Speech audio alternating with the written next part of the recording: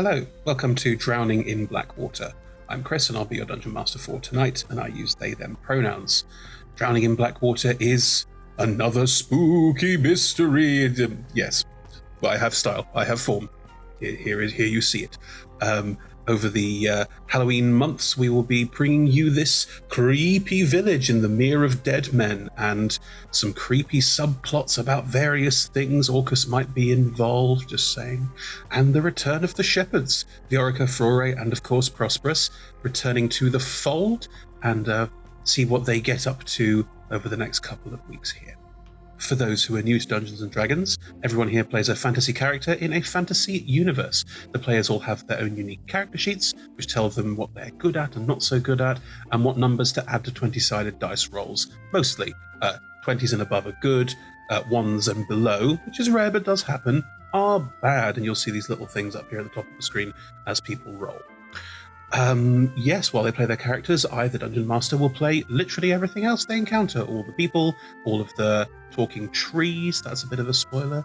What else? Weather patterns. I'm quite famous for my weather patterns. There we go. Anyway, while they describe what they want to do and I describe the world around them, we will all together tell our tale.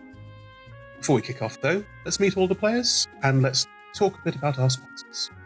Hello, I'm Emma. I use the pronouns M or Emma, and I'll be playing Prosperous. He uses the pronouns P. Yeah, just P.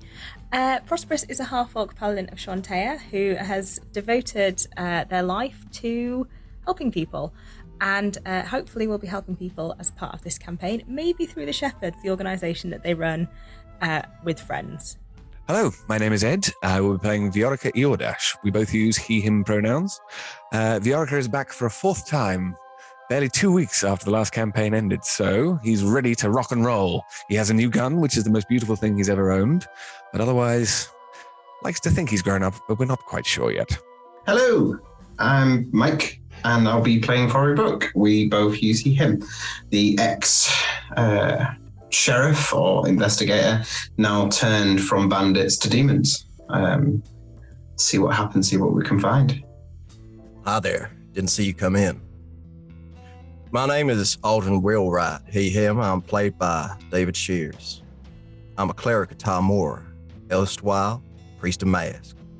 These days I try and do good, so I joined up with these here folks to go on an adventure, kill some demons, save the world. You're welcome. Hello, the name is Huxley Bricklesnout, he, him, played by Liz, who uses they, them pronouns. I was the chief shelf stacker at Blackstaff Academy Library until I've recently been recruited by the Shepherds. I'm currently traveling with a wonderful group of people and, well, we're having an adventure, which I'm enjoying. We are delighted to be sponsored by HeroForge. HeroForge offers fully customizable tabletop minis with dozens of fantasy species and thousands of parts to choose from. You can see all of the minis that we designed for this stream in the overlay, and they animate when we enter the combat, so look out for that. HeroForge are fantastic, so do check out the Pro membership where you can get premium access to features ahead of time, beta access to things, and all sorts of cool stuff that just makes your life a lot easier. And you can check them out at heroforge.com.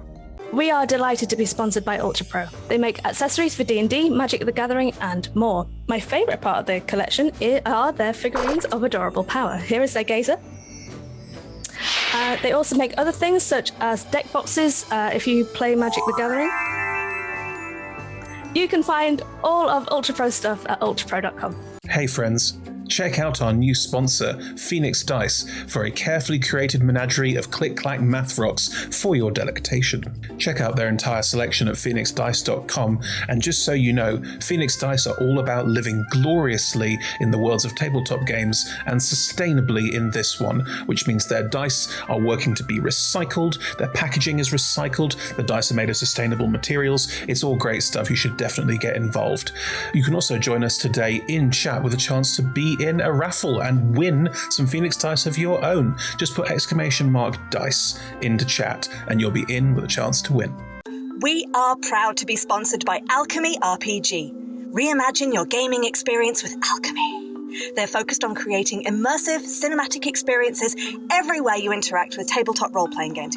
playing a game, creating a world, streaming, watching live games, discovering new content. Look at all the cool stuff that they are doing there. You can use environmental motion art, scene-based music, seamless character management to run your games over the internet, with upcoming features including homebrew content, streaming overlays, and spectator mode. So go and check out alchemyrpg.com. We're delighted to be supported by Idle Champions of the Forgotten Realms, a Dungeons & Dragons strategy video game that brings together D&D characters from novels, adventures, and multiple live streams into a single grand adventure.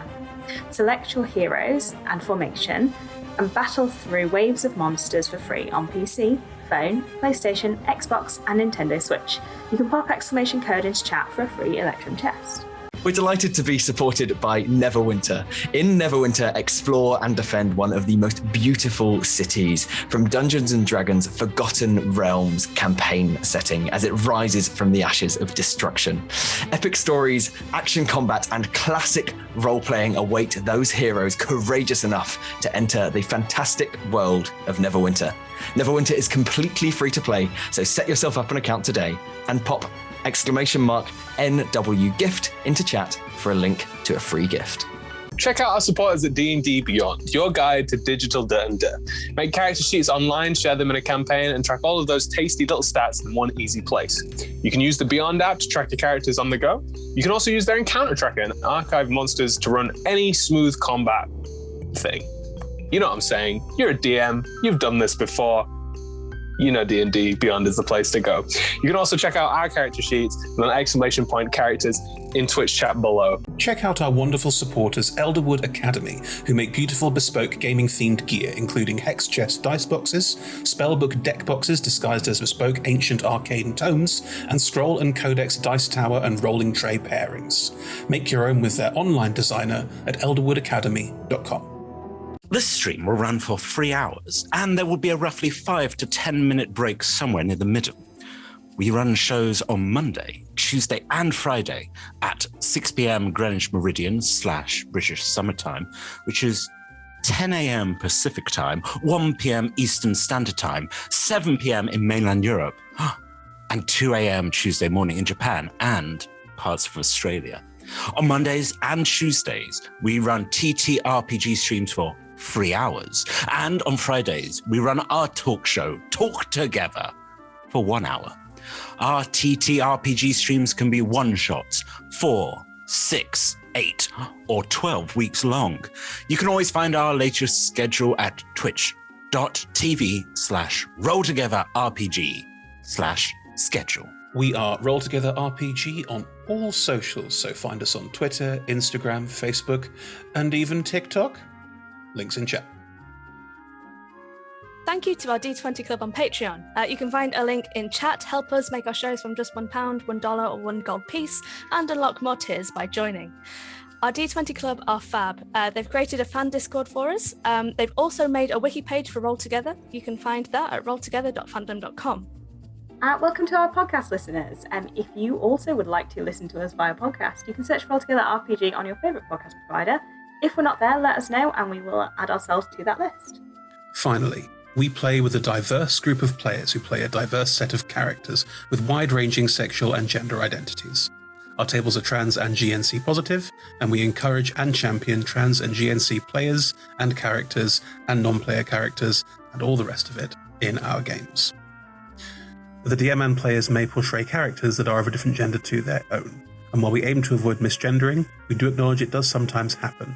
Have a company policy in place for correct people on pronouns should the need arise. If you think we've missed something, we're open to being corrected, so just drop us a line in chat or send a message to rolltogetherrpg@gmail.com. Be sure to check out our content warnings and the TTRPG safety toolkit, which we use as part of play. Links can be found under !safety in chat. Right, with all that said, time to get spooky.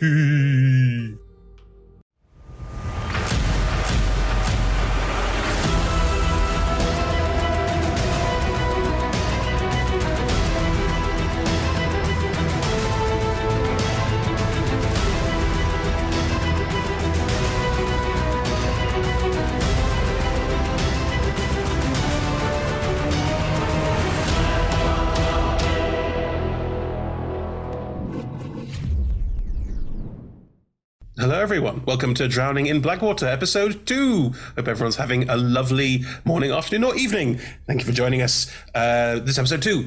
I hope you saw episode 1. That was last week, which was great. Everyone did amazing things. So far, we have met these 5 characters. They are currently demon fighting, and they have been sent to the small town of Blackwater in the Mere of Dead Men to fight more demons. That's the plot right now. It's not. So yes, God, they are on their way to Blackwater, and we have met them all and had some lovely story notes, lots of nice conversations. Too many to go through in a short intro, which I've been asked to keep blessedly short. So without further ado, 5 of you are on the road. You're making your way towards Blackwater. You had left the pub you used as a temporary place to stay during a storm, but it's a clear morning. You can see down and across the Mere of Dead Men to a certain extent, but not all of it. The high road curves around the Mere to the east, and you know at some point there will be a turn on your left into the Mere of Dead Men with Blackwater marked. You know this because the letter said there would be, and also you would probably... Let's have a history check from everyone. Just start off with me to go on. But with history, that's not good. Some of you are smart. Never willingly. 12. 9. Wow. 29.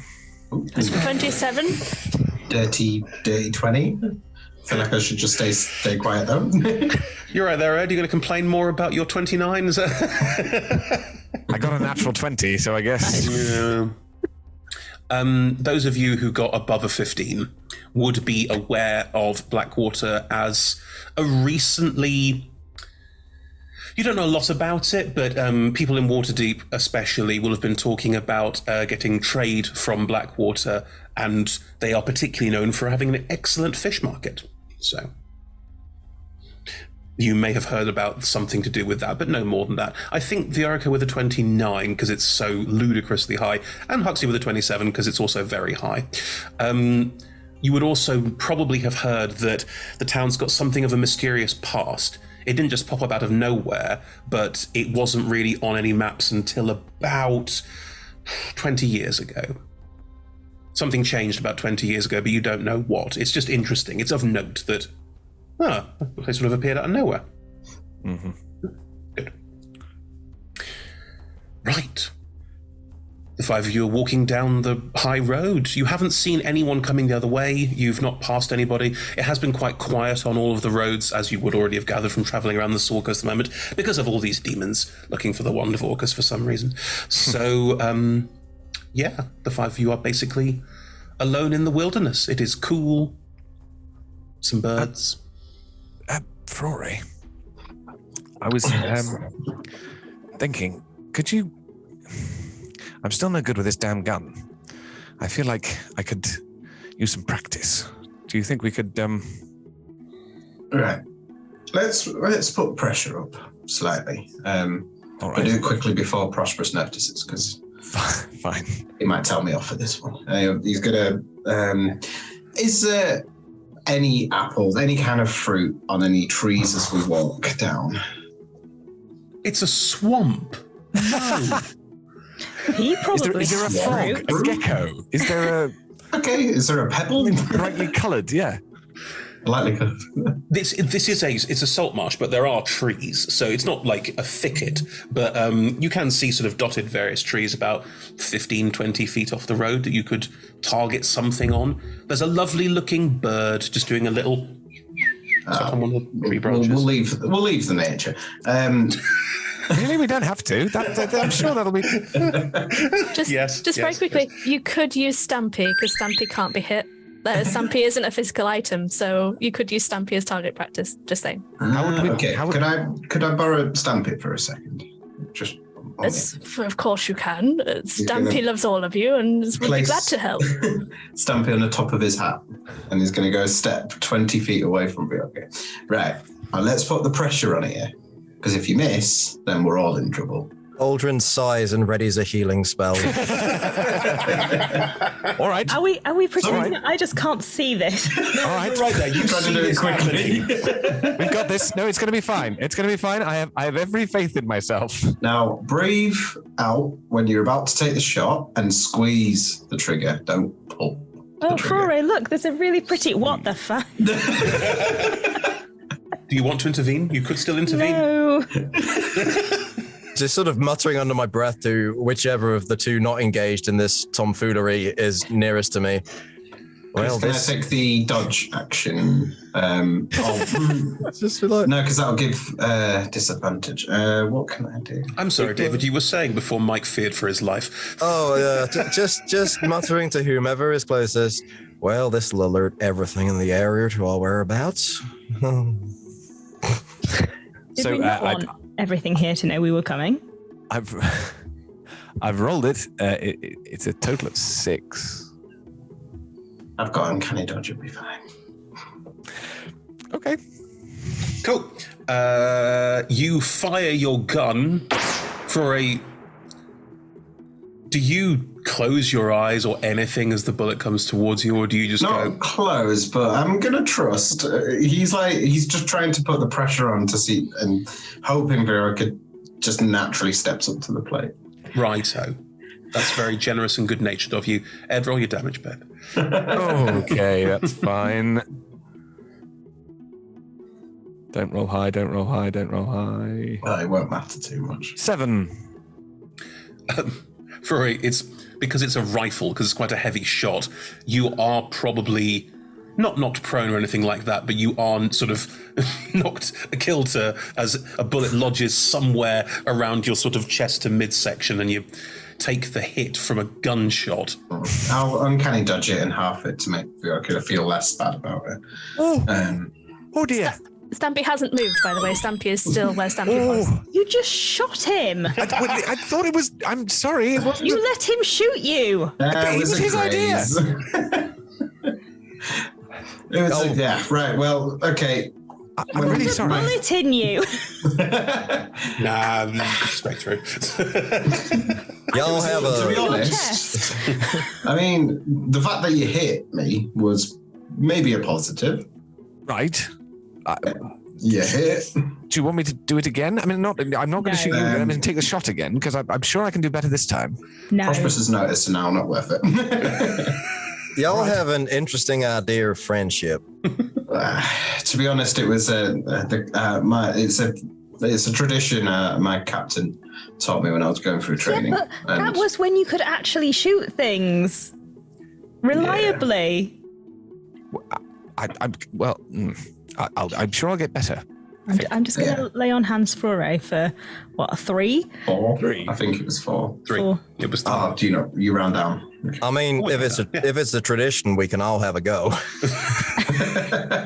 No. Okay. I'm just shooting the breeze. No, you're supposed to shoot. Oh, I see. I'll just hover my hand over where the hole is. Close it, I guess. It's called lay on hands. I think you have to touch them. Here. Over. Yeah, I know. As P lays on hands, you get another... Oh, God. If this is worse than what I healed, I'm going to be so cross. You get another psychic twinge like the other night. Roll. Oh, I roll it.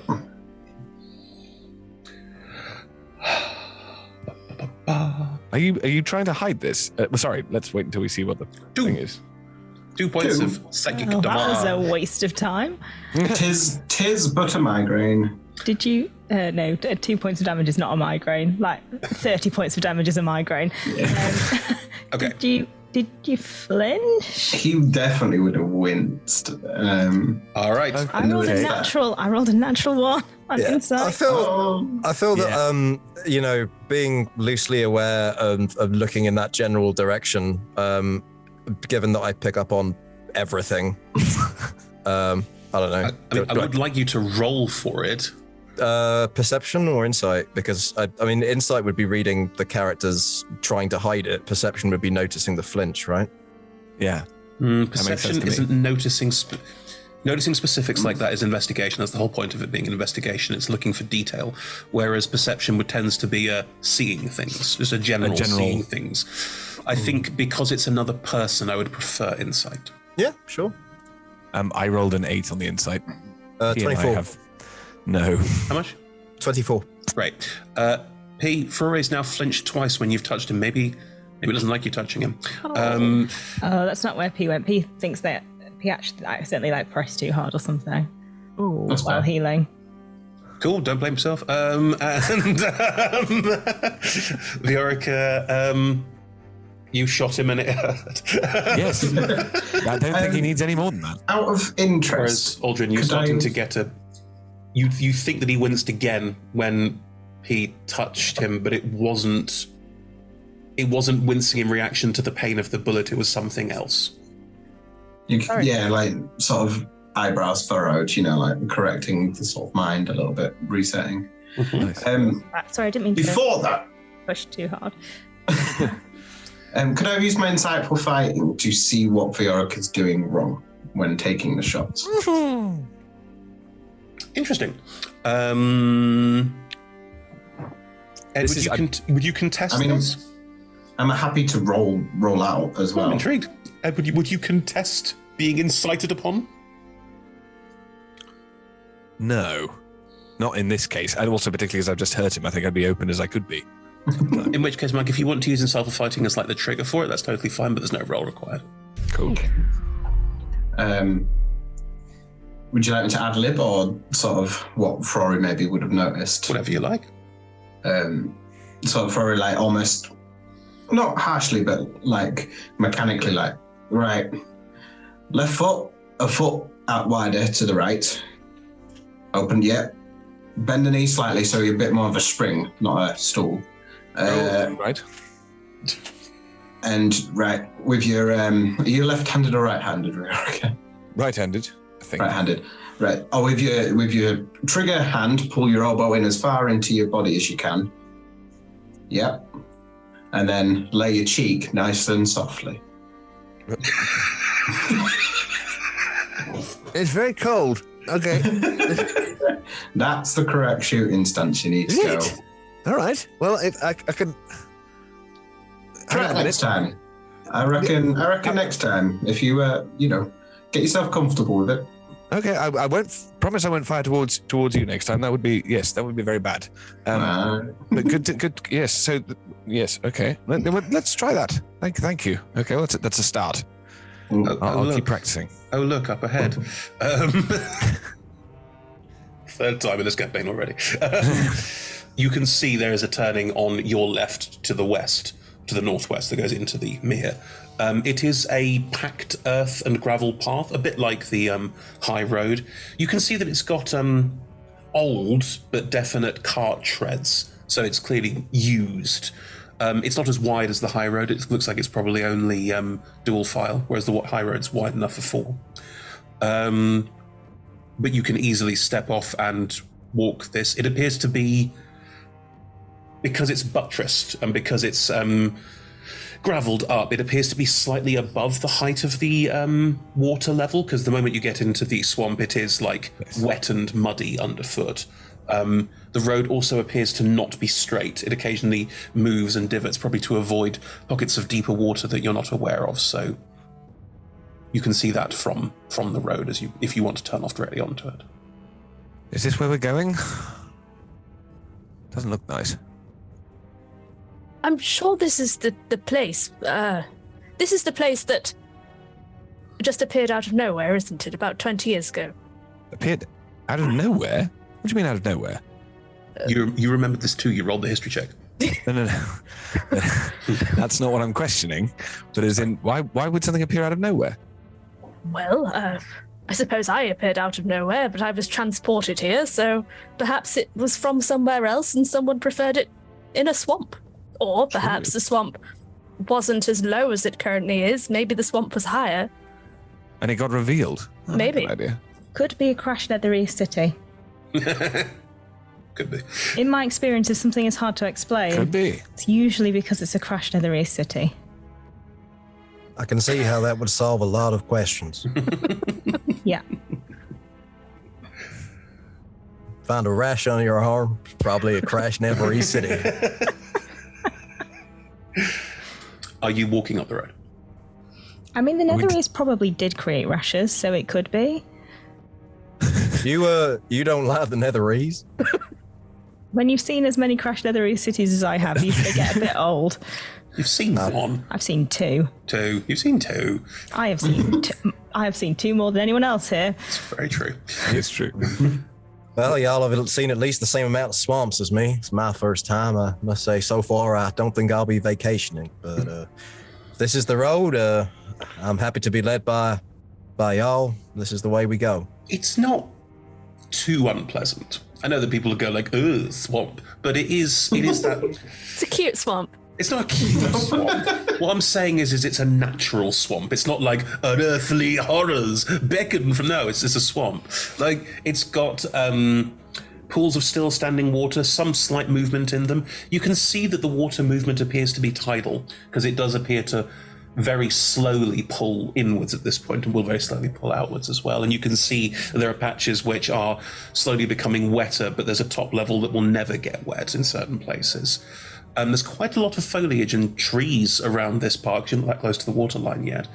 So you can see these quite large trees that will cover some of the path in certain places. As you move off the path and more into the swamp itself, there's more ground for the root systems to grow because they have to grow in different ways in swamp. A lot of the trees have quite visible exposed roots that sort of gnarl in at the bottom as well, so it's very pretty. Lots of different grasses. It's also very full of life. You can see lots and lots of insects, lizard-like creatures. Yeah, it is. There is a. It is a bog. It's not like, oh, this is lovely. It's more of a. Oh, this is another biome. Okay, whatever. Okay. There is still a very low-hanging fog, even though it's starting to hit mid-morning and it should probably be burning off by now. But you get the sense it's probably semi-constant in this area as well. All right, let's do this. I'm gonna keep. Shall I go in front if I'm going to keep my gun ready?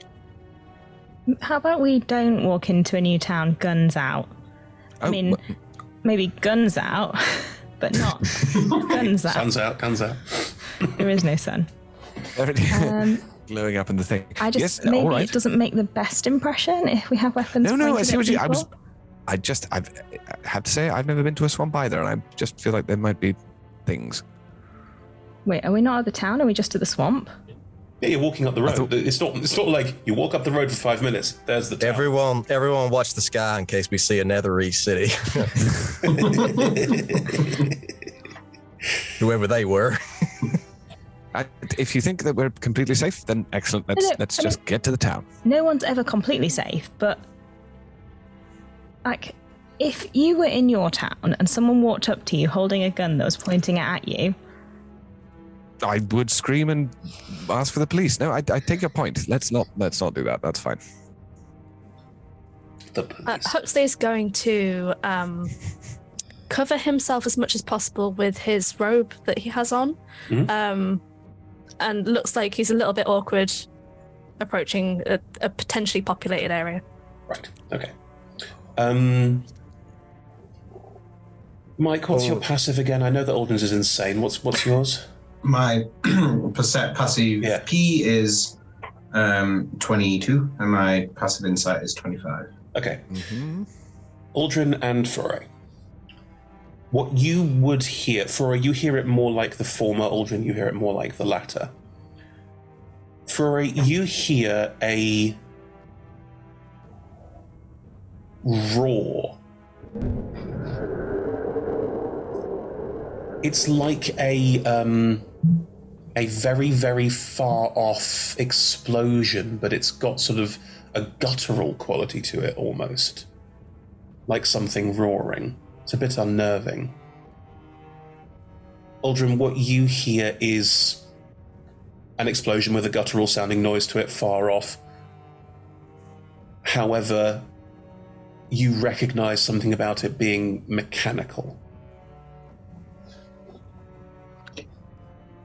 I feel at this point, before is fairly aware that Aldrin is incredibly perceptive and picks stuff up. I'm sort of looking around to see if anyone else has reacted to hearing it as well. Rory like just slowly looks and like side eyes Aldrin like, did you hear that? Like insinuation. That mean anything to you? Just hold up, everyone. What? That sounded big. What did? There's well, to me, I don't know. Seems like Rory heard it too. Sounds like an explosion, some sort of mechanical nature. I never heard the like until I saw those boomsticks. Did it sound like a big boomstick, Chris? You could presume it sounded like a big boomstick. Could have been a very big, giant-sized boomstick. Could have been something I never seen, but came from over that way. So I would propose we keep on our toes and investigate. So nothing goes on in the swamp anyway, untoward. Fine. Interesting.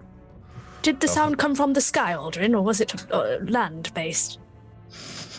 It came from the direction you're traveling in. Hard to say, but it came from the way we're going. So maybe guns at the ready, if not pointed out, could be a good call. We'll be ready. This We'll be ready. circumstance. And I'll be right behind you.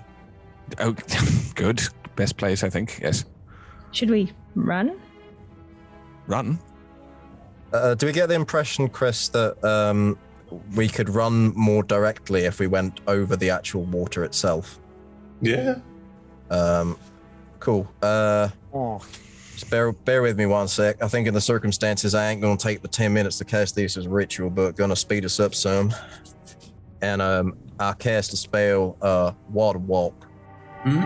Nice. Yes, okay, good. On every one of these here folks that can walk or needs to be in contact with the ground. Okay. And that just means that any liquid surface, mud, water, just like solid ground. Mm-hmm.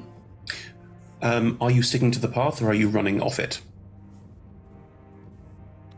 Because the crow flies if we can. Okay. If Aldrin leads the way, then Viorica will follow. The path. I'm sorry, Chris. I'm going to whistle Andy down and try and get a vantage from above. Sure. Oh, nice. Not that I can see anything. Rory, maybe you should go on Andy. Understood. Your alicorn will fly out of the sky as you whistle and will sort of land amongst all of you. You take me to the most wonderful places. We'll go on vacation next. Went really well last time. I'm always happy to try vacations. What's up? Rory? I think we're going for a joint little escapade. Okay, Andy. hop on. Then he sort of throws himself on. Mm-hmm. Hold on tight. Just shoot off like a rocket. Aldrin. Yeah. Is it more difficult to shoot off a horse, do you know? Yes. I mean, in a particular set of circumstances, I would say it probably doesn't make much difference, but generally speaking, yes, it is harder to aim on horseback. I'll come to that later then. That's okay. Right. All right then. Are the four of you continuing as the crow flies? I'll be flying up with Rory because I can fly. Obviously goes up as well, that's fine. Are the rest of you going as the crow flies, walking on water if necessary, and getting there following the fast. direction of the path, but avoiding like all the little turns and things to avoid? Fine, no problem. Cool. Those of you that are flying up above, the mist is quite problematic. It does make it quite hard to see. Like as you fly, you will clear the mists, and you will see below that most of the mere is just clouded in this mist. It's very hard to see any great distance. However, up ahead, you can see that in the direction that you were traveling is a building that rises out of the mist. It is big enough to do so. It looks like a castle or a keep of some kind. And you can see that the ocean is another maybe 150 feet behind that structure, and you can see another structure in the water that looks like some kind of dock or keep. You're not sure. Rory, is that where the sound came from? Is that where the sound came from? You couldn't triangulate now. Probably one of those two buildings. Yeah. Best bet I think we've got. You can't do anything about the mists are out, can you? No, I was just thinking that. I did know someone who could, but I am not that someone. I can shape the water. I can do many things, Foray, but I'm afraid the mist is beyond me. Well, no worries. I'm sure those will come in much more use. It's usually the way with these things. How are you feeling, anyway? I'm just going to tap you on the shoulder, because that's what Huxley would do. As we're flying. Yeah. I'm going to fall off this bloody horse. Let's see. Sorry, Does Foray have an exposed Unless you want shoulder? to dodge. Unless you want me to dodge my touch. Actually, to be fair, I think at this point, flinching is on the table. I think twice now, I feel like, he is developing that little bit of like a, ooh. Okay. No, sir. I think it's fair to say for this time and this time alone that without any rolls, you can just go, "Whoop, no." Sorry, you still be in pain. I'm sorry, I didn't mean to. No, it's not you. I'm just a little bit unsteady on Ali at the moment, so I just need. Don't tell Ali that. Don't tell Andy that. I'm right here. Ali. Should we fly down and let the others know? You can stay on Andy, the most majestic alicorn to ever alicorn, and I could let the others know. You'd know, Mike, that Andy can speak telepathically to me. We have a connection. So you worry too much, and we'll be keeping tabs, I'm sure. Prosper, you're currently hearing a series of invective about how Andy's not called Ali, and this is some bullshit. Anything useful, Andy? Andy will describe what Foray has seen as well.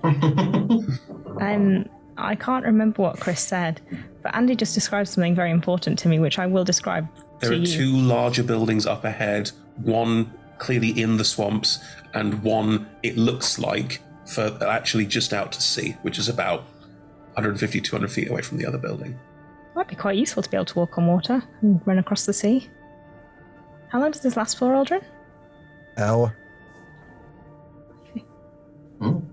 Be nice if it was longer, but should suit our purposes. As we're just sort of running along, presumably still trying not to trip over tree roots because we can't. It's not the spell doesn't walk on tree root. Aldrin will just speak a command word as a bonus action, which in Celestial is just luck, and the armor that he was wearing. It feels somehow appropriate for the mists. Becomes kind of a black leathery thing with tassels at the bottom, which just stream out. Nice. It's like, yeah, I was born to do this. Okay. The three of you who are walking in about 10 minutes will arrive. Those of you that are flying, do you go back down to join them, or are you staying up above? I think Huxley would always be at least 15 foot off the ground anyway. That's fine. But would, lower down from the 60 foot, I guess we would have made it up. You can go down to where you can see the party and be like flying up, hovering out of any kind of harm's way, but still accessible. That's fine. Mike, what's Foray doing? I might. It would sort of indicate to Andy if it's okay. Can we carry on high and begin sort of like tracking around the castle, if that's okay? Sure. So Hux, you're leaving Foray and joining the rest, and cool. Then in which case, Foray, you'll be doing circuits. Again, the view's not fantastic from up here, but I will get to you in a sec. And Andy, Foray's being quite reckless at the moment, so if he asks you to do something stupid, and stupid by my standards, not by your standards, okay, could you just, pause? I'll just bring him back to you. Well, yeah. that feels over the top. Just a momentary pause. Okay. That feels dangerous. Fine by me. All right. The four of you who are at ground. As you move forward through this swamp, the sound doesn't repeat, Aldrin. You don't hear it again. As you continue forward, you will reach a point in the road where, up ahead, the mist only obscures your view down to a distance of about 20 feet. You can see that there are two stakes set into the side of the road. And then as you move forward, there are two more. And then a couple more. And you can see that these stakes form a sort of loose, outer perimeter of what appears to be, as you step into it, a town. It's not huge. There's maybe 20 to 30 houses.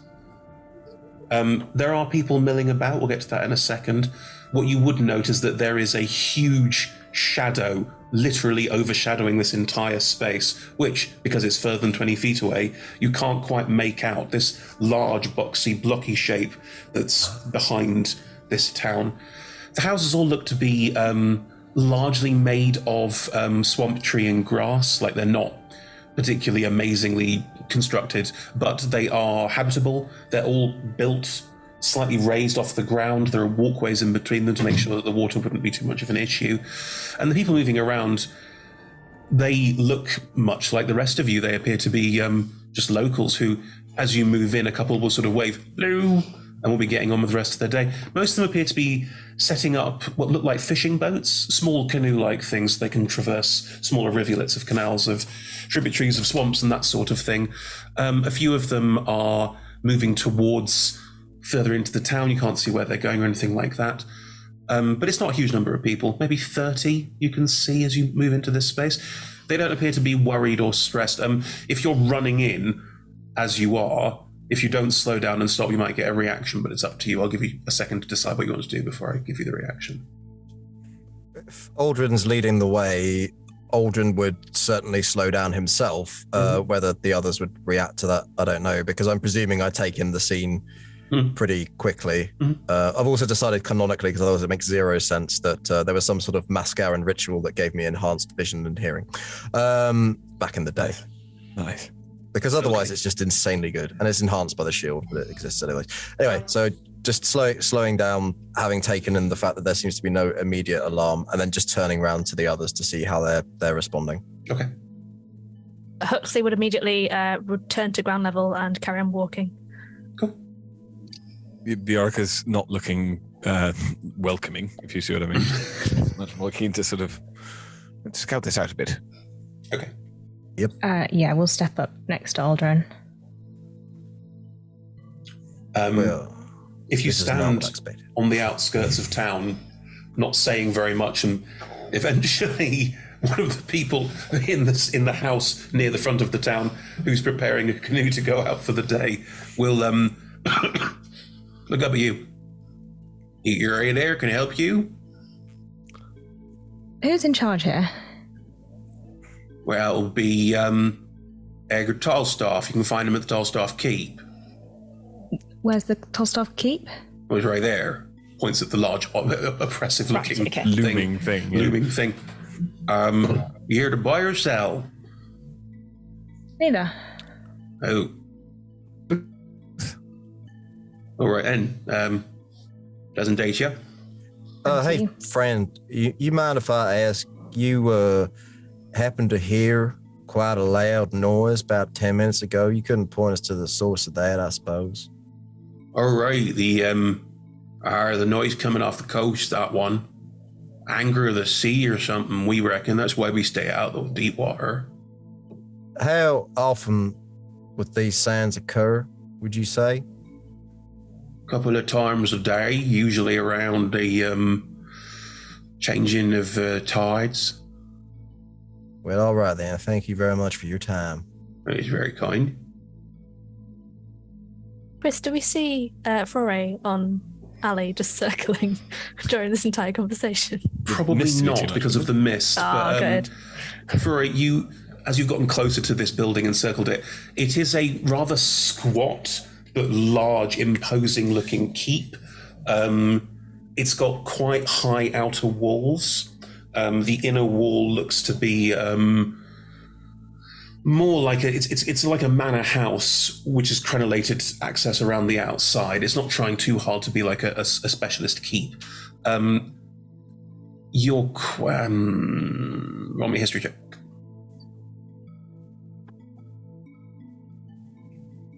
$28, not 20. It's the architecture and design of the building is relatively modern. However, you can see that a lot of it was built on the foundation and grounds of something much, much older that you can't recognize the provenance of. So it was clearly like a ruin that got done up. Really interesting. After you circle a few times, do you want to keep circling? What's the plan? I don't know if Overwatch is going to be particularly helpful at the moment, so I think he'll ask Andy to drop him off, like not in the village, sort of outside of the village, somewhere where the Alicon can still be a trump card and not noticed. Okay. Drop and sort of almost just like I'll sneak and then like appear in the group like I was just always there. Although Aldrin will probably notice me. In which case, feel free to join this conversation whenever you like. You do that, I presume. I'm not going to worry too much about details from that point. What's our plan here? We're going to go see Tolstoy and then ask them... What's the war and peace? If they've seen... Let me tell you a long, long story. If they've seen demons? Now, I'm pleased you mentioned that, Prosperous. I can't help but notice that these people seem very unaffected by everything we've seen so far. They seem very... calm. Yes. Downtrodden, but calm. Yes, I suppose. Maybe if we shout the word demons and see how they react. I would say that would not necessarily imply anything out of the ordinary. I mean, it's your lead, P, but I suspect, like you thought, going to whoever's in charge here and seeing their version of events and this so-called anger of the sea might be a good move. Are you trying to be quiet? Yeah, it's a group conversation. Huddle. We're in a huddle. We're in a walking huddle. Okay. All right. Well, we can keep shouting demons for like a later. Plan B. Yeah. Now, far be it for me to propose a course of action for any one individual, but I do know from traveling with you that you have the capacity to sense nearby demons and such like, and Hooks, I would imagine you can tell if there's any magic goings on in the area, and information is quite useful, as they say. Forewarned is forearmed. Now, I've only got 2, but with the both of you on top, I'd say that's 4. Technically, that's 6. Yeah. Math was never my strong point. It's not subtle. I can do it, but it's not subtle. I mean, it's your call. I'm just throwing out some options here. We want to go in the quiet and quick way. That makes sense to me too. Not quite as visible to all these people. Most of them are busying themselves, mostly getting boats ready to go out or returning with a catch or whatever. You know that most of them are using traps to catch fish. This isn't a fishing line because swamps are particularly bad for that. So they are coming back in with quite a lot of baskets of what looks like eels. You pass by a slightly larger building that has that sign out the front saying the Eel Buck. If you wanted to have anything to do with that, it looks like it might be some kind of pub or inn. Well, let's go see Tolstoy. Sort of stuff.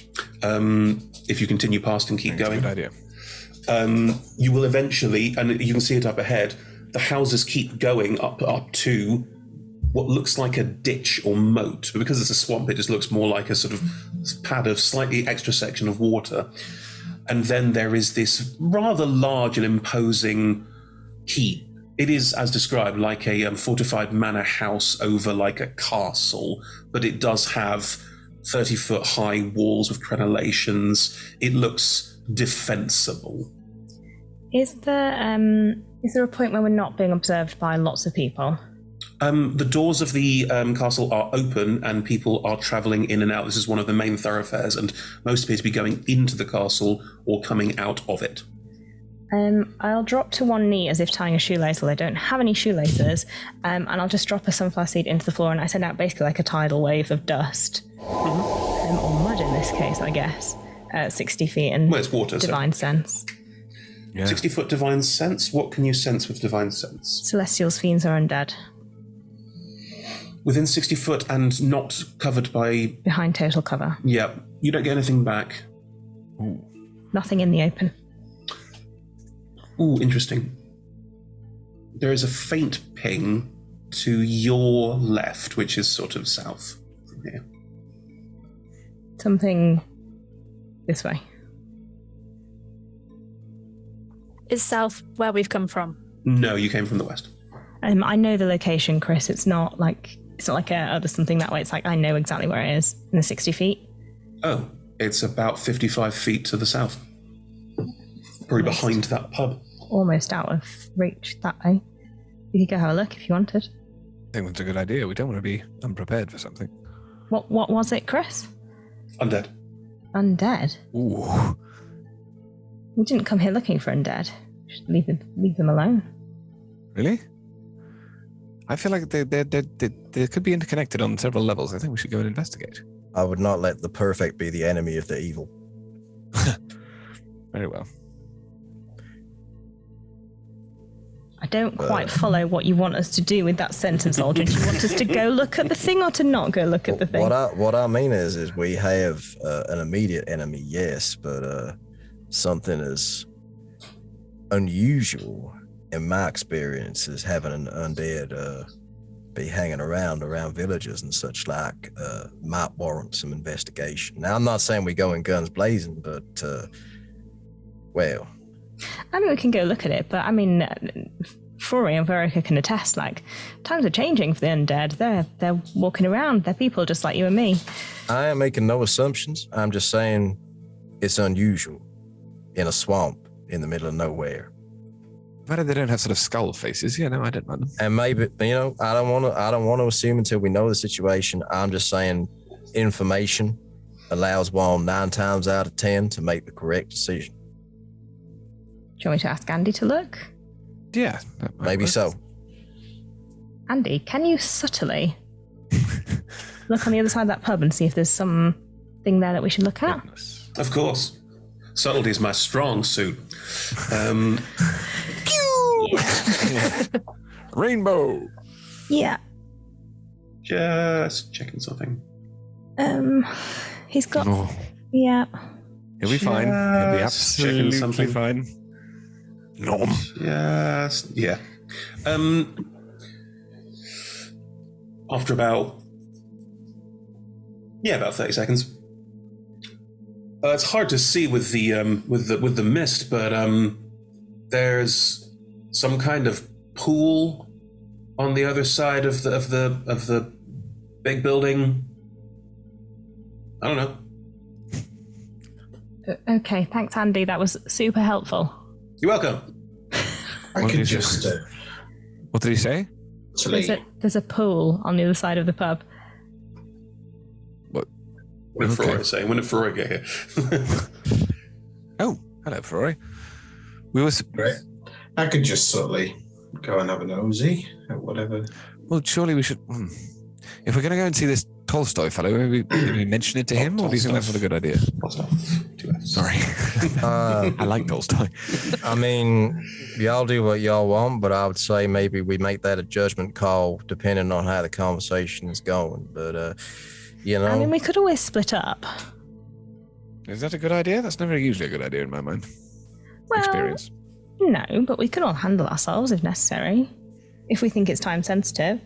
Well, that's true. Well, Ferrari, shall you and I go and investigate this pool then? And if you guys go and see Tallstaff? That sounds reasonable. Sounds good to me. Which one of y'all, you going to be subtle about it? You just going to go in there and see what's what? Because if you're going to be subtle about it, I might be able to help. No, subtle. Keen to be subtle. Now, which of you two would you say is the more adept to not being seen and such like? Probably him. Well, I'd say that's my main purview. I would say so too, having hunted with you yesterday. You were very effective in that regard. Now, Viorica, I hope you won't take this amiss, but I would like to give you the blessing of my deity to help enhance your ability to remain unseen and such like. Very well, thank you. All right, then. The guidance of Tamora go with you, and I will touch you lightly on the forehead if that is okay with you. That's fine. All right, then. I mean, I'll cast guidance. Viorica's about 6.5 foot tall. How do you reach his forehead? I jump. He's got arms. You can You can reach people's foreheads. Viorica is a tall, gangly fuck. Your arm and is Aldrin longer. is a titch. Your arm is longer than a foot. Do you think I can't reach your forehead? If I... Yeah, okay. Viorica's taller than me. I'll raise my arm short people expectantly, everywhere. and certainly invite Viorica to lean into this. Okay, in which case the three of you are heading towards the keep, and Flore and Viorica are heading, just walking around the side of the pub, which is perfectly fine. There's walkways, very easy to get around, no issue. The pub is also raised. Every building here is raised. The pub looks like it's been... Mm-hmm. It looks like it's got stone foundations, so the stone is raised, like it's got sort of almost like concrete pylons, but they're made of stone, whereas a lot of the other buildings are more wood and thicket, like it's a bit of wattle and daub as well. Right. Let's go with 3 going into the keep first. Before we do I notice any arcane goings on in terms of the, like you said, the ruins? Do they seem to be? Because for me to see the big house on top of the ruins, that's quite a feat. Has that been magically put there? Is it? Oh, I see. Is it physical? I may have given a slightly poor description then. It's more that the ruin base was then built on top of to recreate, in a way. Oh, I see. Okay. It's not like there's ruins and then a house. It's like the whole thing looks like it's been built out of one cohesive unit, but if you look closely, you can see that quite a lot of the new build is on top of very, very old stone that was clearly ruined. But more like a reconstruction job than anything else. Mm. You can still roll an Arcana check if you like. I will do just to spidey sense it. See Yeah, what's that's going fine. Yeah. 18. You can detect magic too if you like. I don't mind. I don't have that. Okay. But sure. As you look at the where the stone is old, you get a sort of arcane shiver down your spine. Something about it is off. Off. Not like gross magic, more like the kind of magic that tugs at your mind a little bit and you go, that's not good. Not nice magic. And how old does the newer building look? About 50 years, give or take. Ooh. Okay. The stone underneath, ancient, millennia. That's really cool. I just need to let you know that the foundation on which this new building was built seems a little magic for one. Low level, quite passive, but certainly present. Okay. If this building has been here for about 50 years, it could have seeped in. What are we looking out for? Oh, just things out of the ordinary. Perhaps the people are so willingly fine here when everything is not fine because of the magic. Maybe. Just be on your guard in case. If anything tries to seep into your minds, perhaps. Oh, Shantae helps with that. If you stand nearby. Right. Some of it. Well, shall we? Cool, 3 of you head inside. In front of you, as you walk in, is what was obviously designed to be a reception room. It's got large ornate chairs set at one end of it, and there's wall hangings and things like that, and the vibe you very much get is this was meant to be a place to meet, to you have entered my castle, what do you want kind of stuff. Instead, those are covered and surrounded by markets. There are market stalls built into this space. You would guess about 5 or 6, and people are buying, selling fish. They are buying bits of fish someone else has not used and that sort of thing. You get the sense that this could be a space which is a hubbub and an energy and an excitement, but it is much, much quieter than usual. There's a lot of people sort of standing around looking a bit glum and the energy in here is one of people who know they're going to be throwing a lot of their catch away again. Not a happy room. As the three of you walk in, you will get people looking up at you, and you'll get a little bit of like excitement ringing through. These three people are new, and immediately someone will go, "Here, I can sell you a couple of pike for 5 gold. Fresh ones, got them this morning." And you'll start getting shouted things that you could buy from different corners of the room immediately. Well, we didn't have many rations last night, so perhaps we should get something for later on. Yeah. 1 from each. Yes. That's going to be a lot of money. How much was it, Chris? Well, are you going around and buying something from all of them? Yeah, let's. It's going to be quite a lot of money. What you will note as you go around and start buying things from everyone, the prices are inflated, as in you are paying a lot more than you would expect, but are any of you food connoisseurs? Aldrin might be.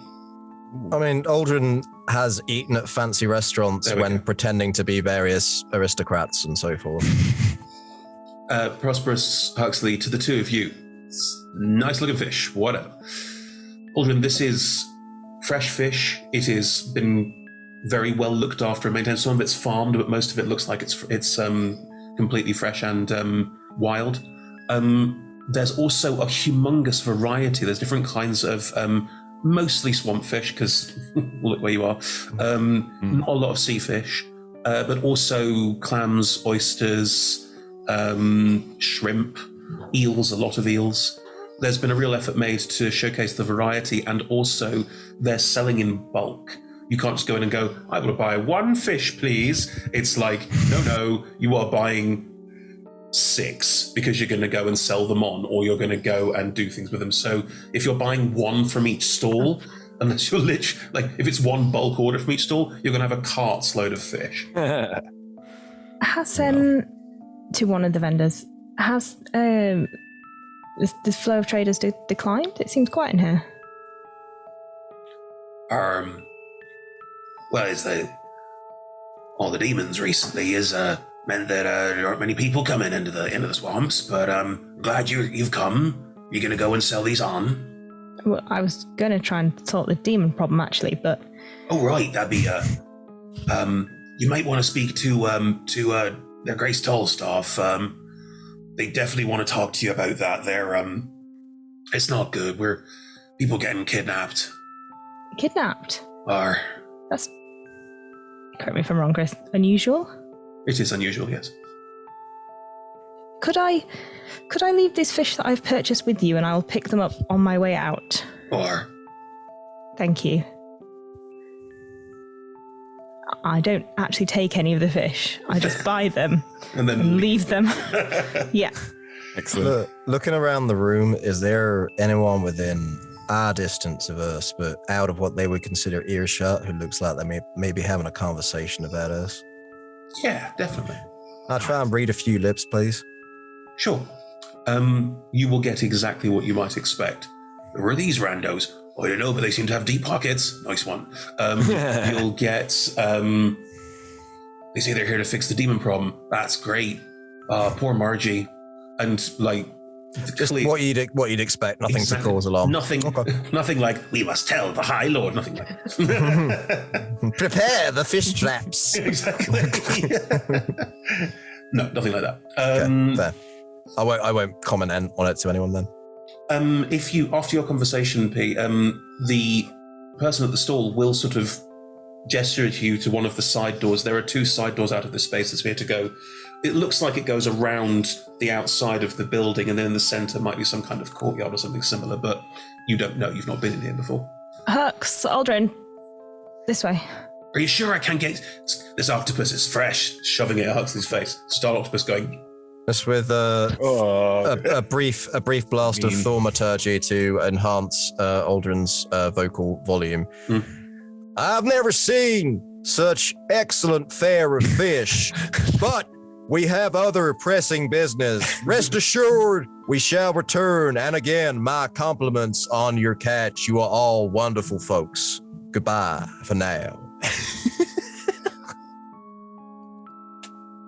Okay, are you heading through? They're not going to accost you. Are you heading through? Oh, no. Alden is just very amenable and likes to get on with people. Are you heading through one of the side doors? It doesn't matter. Yeah, the one we were gestured towards. That's fine. Yeah. You're right, Hux. You seem a bit quiet. I appear to have a beard made of tentacles. Other than that, I'm smashing. Are you still holding the octopus? Yes, I am. It's still alive. It's just like I'm just going to gently place it on the floor and hope that it's going to be okay for when we come back. They can hold their breath for like an hour, but yeah, they can walk on land. It just looks at you with slightly haunted eyes of like, why am I here? I might just get my water skin and just pour a little bit on it just to be safe. Oh God! Now it's damp. I'll be back shortly. I promise. I didn't know you could talk to fish. That's kind of cool. I can't talk to fish, Aldrin. I just felt sorry for the little thing. So let's leave the octopus. It starts Everyone pulling step itself away. across the floor really awkwardly. It's going to find like the wall and just press itself into a tiny little ball near the wall because it's scared. Oh, they're so sentient octopuses. They are sentient and they are very Return smart. that one to the swamp later. Yes. I've been told they're kidnapping people, which is new. People from here. Yeah. And everyone seems quite happy about that and fine. No one seems it's worried. It's reduced the trade. They're quite upset about it. They're worried about the trade. No, they're upset about the people going missing as well, but also the trade. I mean, it is their livelihoods. That's true. I did tell them that we were here to solve it, so I have committed us to solving it. Oh God. Well. So I guess best foot forward. The thing I find funny is we didn't see any signs, did we, Chris, of like missing persons? No. How do they know it's? Yeah, okay. Interesting. I think Tolstoy is this way. Right. It's not his name.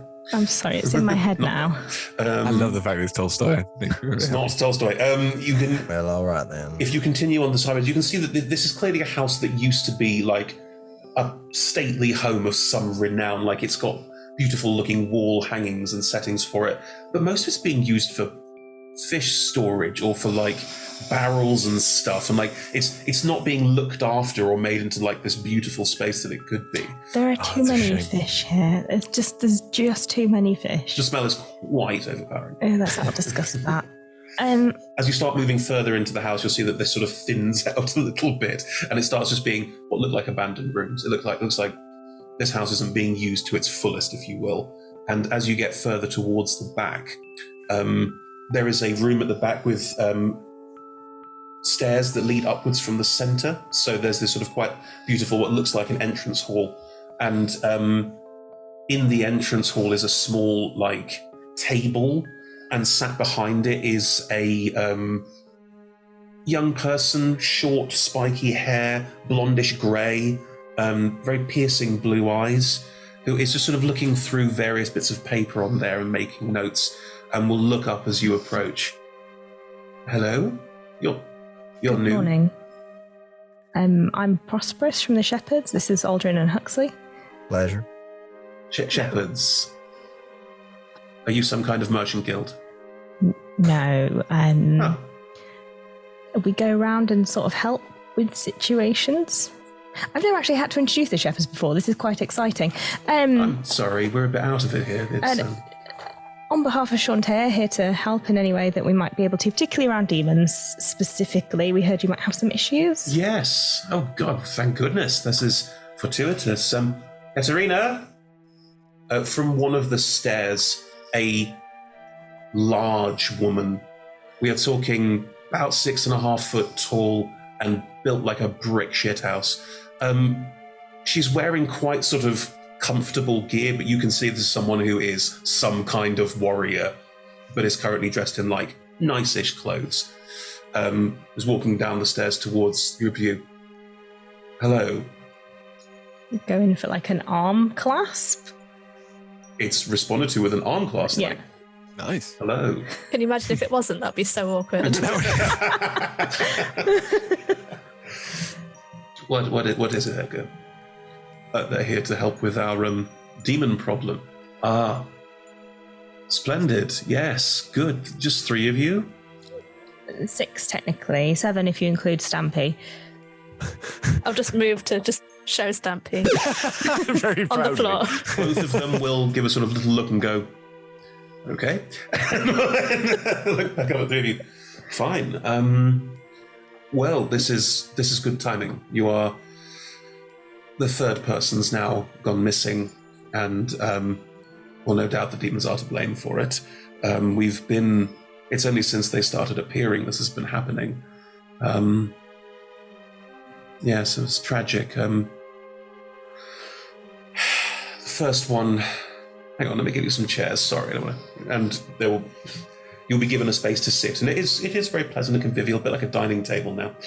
Let me start from the top. Apologies. Our mother, rest her soul. Oh, your siblings. Yes. Okay. Looking at them both, twins, maybe? You're not sure. Oh, wow. Our mother died 7 days ago and appears to have been the first victim of this demonic issue. We found her, and she'd been brutally murdered. It wasn't calculated. Definitely the act of some kind of vicious beast. My condolences. That's so terrible. Thank you. Catherine will lean in. It was difficult. I've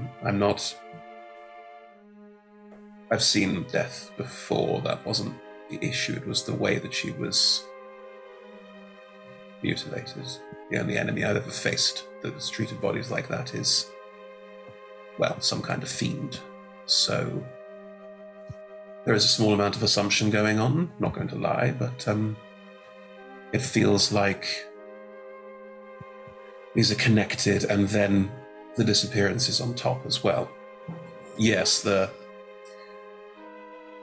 normally some of the Fisher people come and go a little bit. We're not a completely settled community. We have people who go out and live on the swans for some time and then come back and join us. Some of the houses are halfway.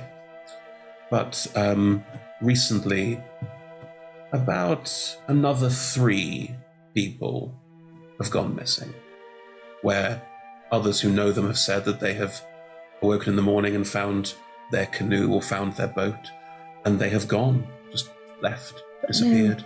No other mutilated bodies? No, there was some blood splatter in some of the places, but beyond that, nothing more than that. Who has gone missing? What are they like? Well, it's difficult to say, I'm afraid. Catherine will come in.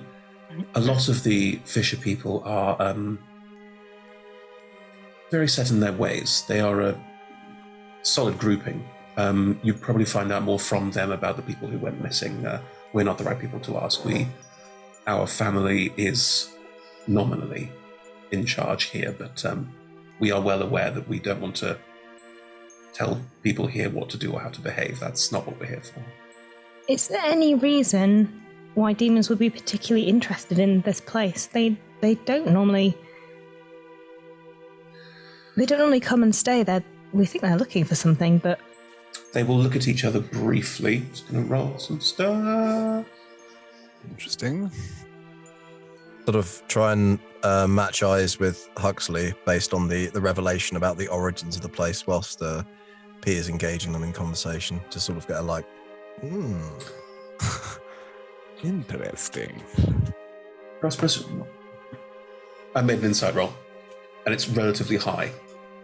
Why are you asking? Do you have a particular thing that you're asking about, or is it general interest? I'm asking because it's weird that 3 people have gone missing, when normally the demons would come through, not find the Wandwalkers, and leave. It's weird that it's not. It seems out of the ordinary. For someone who doesn't know that you know about the Wandwalkers, they wouldn't necessarily read that in your expression. It would be more, is there something specific? Is that what you're asking? That is what I asked. Yeah, I'm just confirming that. Yeah, because it's unusual. Without telling them that it's unusual, because I don't want to worry them. In which case, roll me a persuasion or a deception check. Persuasion? That's fine. 24.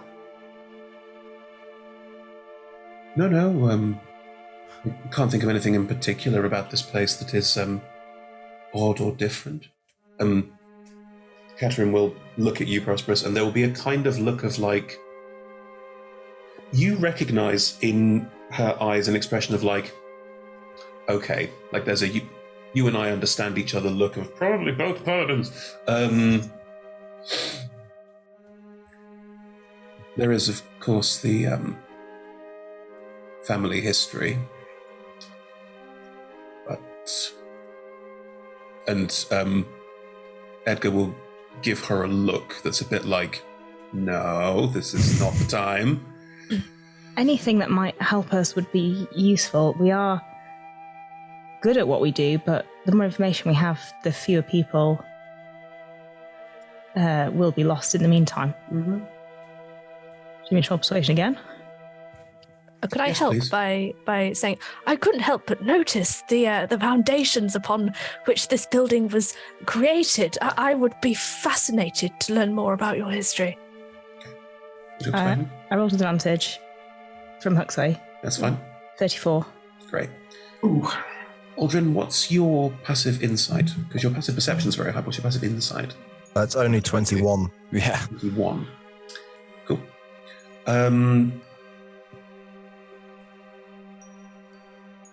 Edgar will look at you, P, will look at their sister, will look back at you, and will then politely nod and lean back with a kind of, okay, if we're going to talk, we're going to talk, that's fine. And Catherine will continue, directed at Huxley, because Huxley's asked. Well, our grandfather was Edwin Tolstoff, who you might have heard of. Anyone was welcome to roll a history check? Wish I was there. I have not heard of Edwin Tolstoff. No, 21. wasn't a target of the mascaron, so. No. 21. Huxley, you remember reading about Edwin Tolstoff. Edwin Tolstoff was a very powerful necromancer and not nice. Could I try and mask my facial expression, please? The horror. At the name. Sure. Roll a sleight of performance hand. deception. I don't mind. Oh, sorry. Let's go. They're both as crap as each other. We'll go performance. 9. No, 4. Oh. So what's the facial expression that you make when that name is said? The face blanches, if it could, and the jaw hangs slightly open. The tusks kind of go with it. And then he realizes what he's doing and kind of does this. I'm listening. Go on. Sorry. Catherine will smile at you like it's that kind of smile of like, yeah, and will say, "I see you have."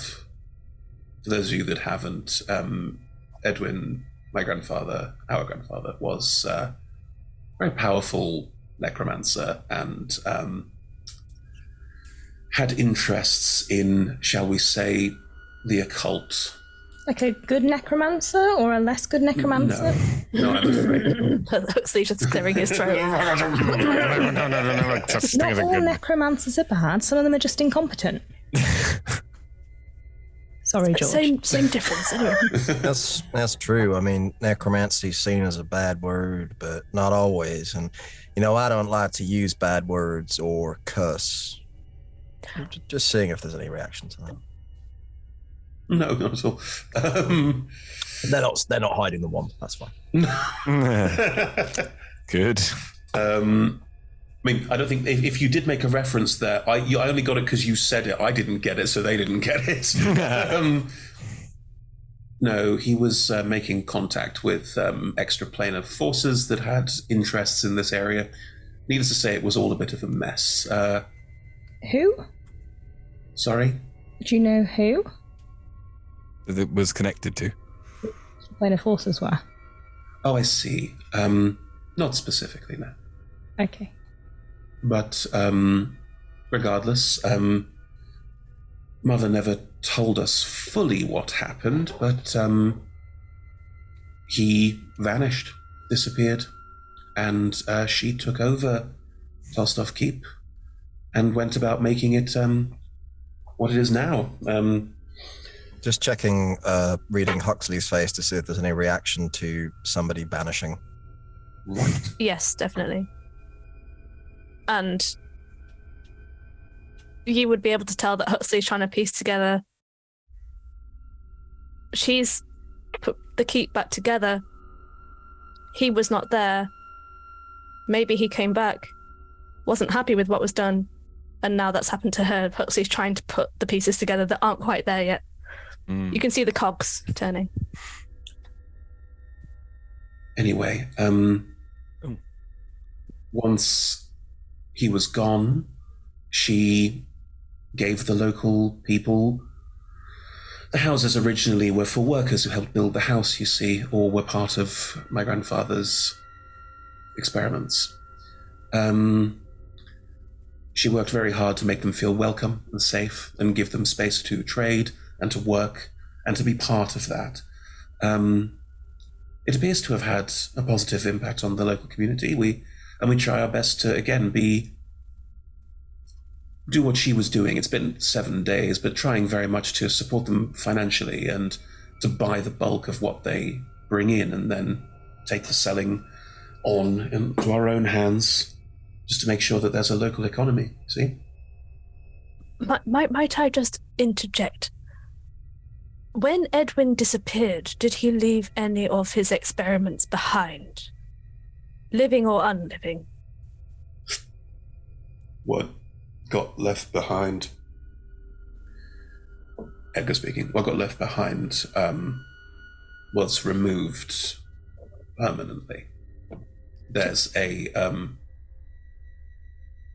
shrine in town that is the remains. We have done a thorough sweep of the house to make sure that nothing untoward was left behind. What about in the pond behind the pub? That's where the shrine is, yes. Right, okay. That makes sense. Say what you see. Love it. Yeah. Well, that's all very fascinating. I wish Fure were here, because he's really good at investigating. I'm not exactly sure what happens now. We bought a lot of fish off you that we don't want. Can we leave it with you? We will happily purchase it off you if that's not a problem. Could we return the octopus back to from whence it came, though it looks awfully upset? I don't know much about... We tend to stay out of the actual dealing with the fish themselves, but I can certainly ask someone for you if that's what you want. Katerine will get up to come with you back into the space if you want to. Where should we stay? You could have rooms here if you wish, or there is a local inn if you'd be so good as to spend some money. They don't get a huge number of... don't get much passing trade. It's up to you, though. We're happy to give you rooms here. It's a very large house for the two of us.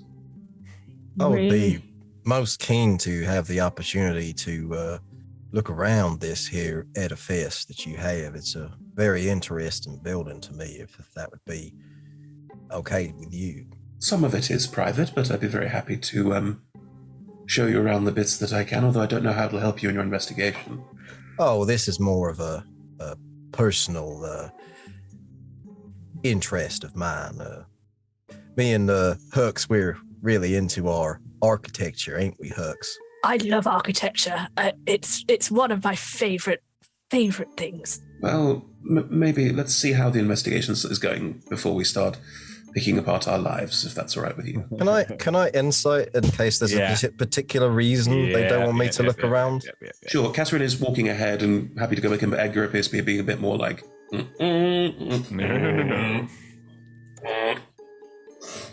That's a 28 on the insight.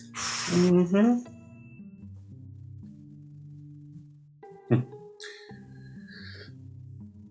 He uses he/they pronouns.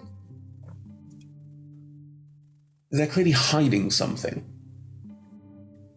but you don't know what it is. You don't get the sense from them. It appears to be relatively like, just please don't go through my shit. Like, they're not putting that much pressure on it. However, Aldrin, You can spot a snake oil salesman. Ooh. This person, much like yourself, is charismatic and insightful and is running at the best of their abilities to keep you at certain arm's length. Well, I would surely appreciate you showing us around what can be shown around when the time permits. So tell me, by the way, do you gamble at all? Not often. I must say, I find gambling to be a bit low in terms of a choice of activity. Well, we all have our hobbies now, don't we? Sure. Well, That all is right. the then. sure yes of a, okay, bud, whatever. Like, genuinely couldn't care less. So do you fancy a Cool. bit of sparring later? You look like you could do with a... You talking to Catherine? Yeah. I could always do with practice. Oh, I have currently stepped back from my holy order. Oh, Yes, why? Who was it? Were they really horrible? no. I don't think it's Pete. I just struggled to see the point of it all. Oh, But we left on good terms. It was very much go home, take some time. And that is what I am doing. So, thank you for the offer, but I'd rather not get those, get the armor back on just yet. oh, we can go barefisted if you like. It's metaphorically speaking. Right.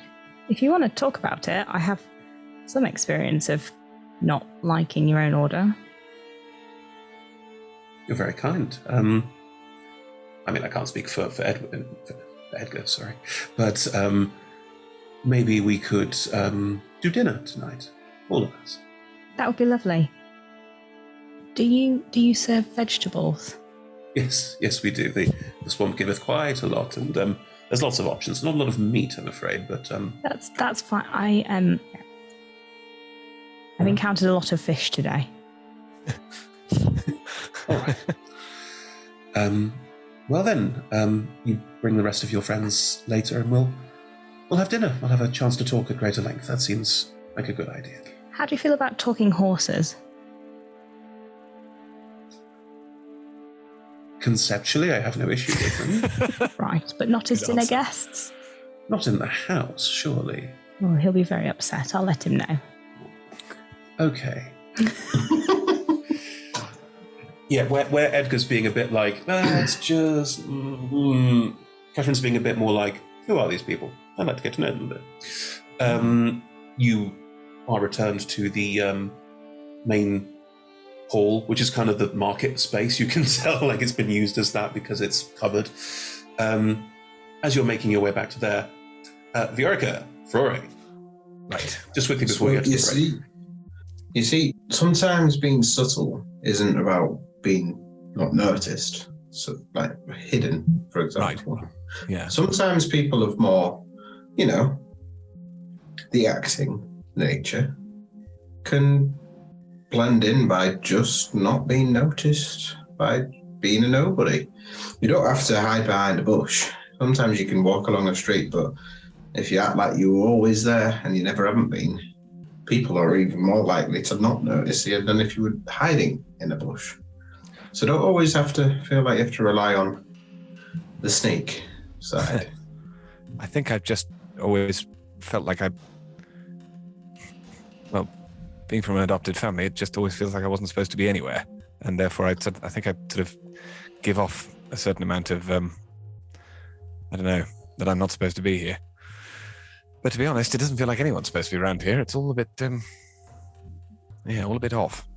As you head around the side of the pub, in front of you is parts of the tree line, and the walkway stops, and there's a muddy patch of ground with a pool of black water that seems to sit in the center of this space, with one quite large tree growing out the center of it.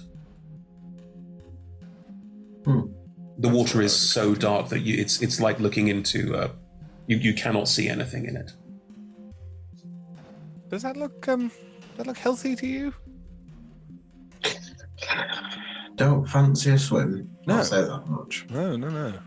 As the two of you stand there, the tree in front of you, which looks like some kind of what are they called?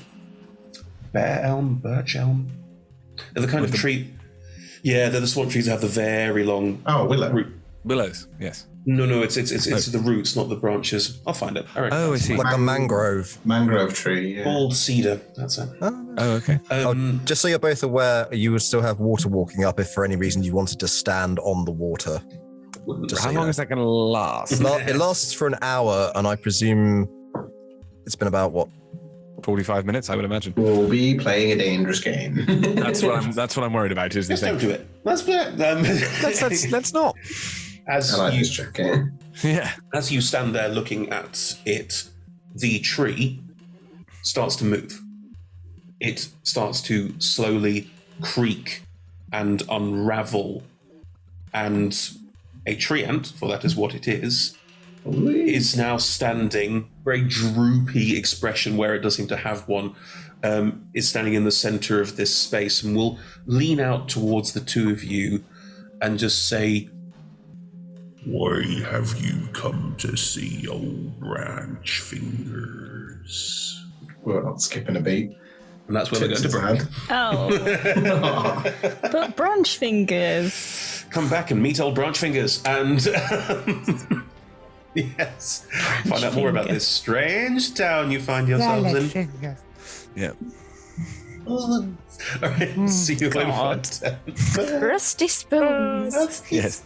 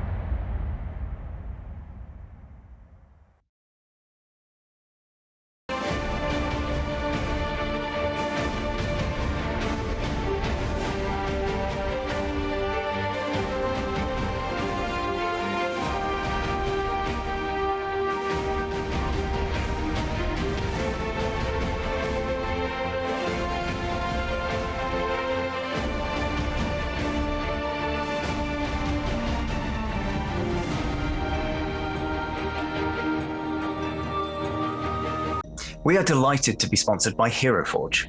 Hero Forge offers fully customizable tabletop minis with dozens of fantasy species and thousands of parts to choose from. You can see all of the minis that we designed for this stream in the overlay, and they animate when we enter the combat, so look out for that. Hero Forge are fantastic, so do check out the Pro membership where you can get premium access to features ahead of time, and beta access to things, and all sorts of cool stuff that just makes your life a lot easier.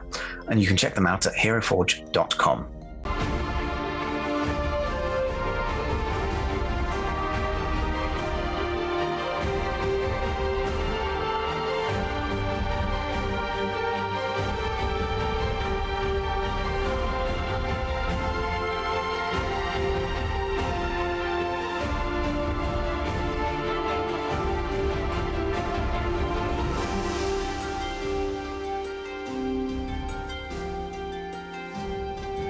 We are delighted to be sponsored by Ultra Pro. They make accessories for D&D, Magic the Gathering, and more. My favourite part of their collection are their figurines of adorable power. Here is their gazer. They also make other things such as deck boxes if you play Magic the Gathering. You can find all of Ultra Pro stuff at ultrapro.com.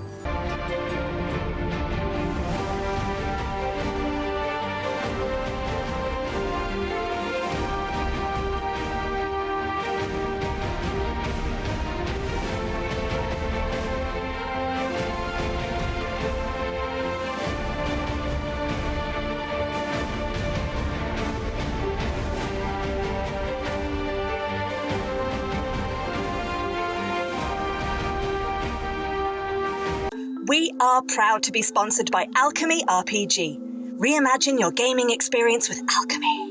They're focused on creating immersive, cinematic experiences everywhere you interact with tabletop role-playing games. You could be playing a game, creating a world, streaming, watching live games, discovering new content. Look at all the cool stuff that they are doing there. You can use environmental motion art, scene-based music, seamless character management to run your games over the internet, with upcoming features including homebrew content, streaming overlays, and spectator mode. So go and check out alchemyrpg.com.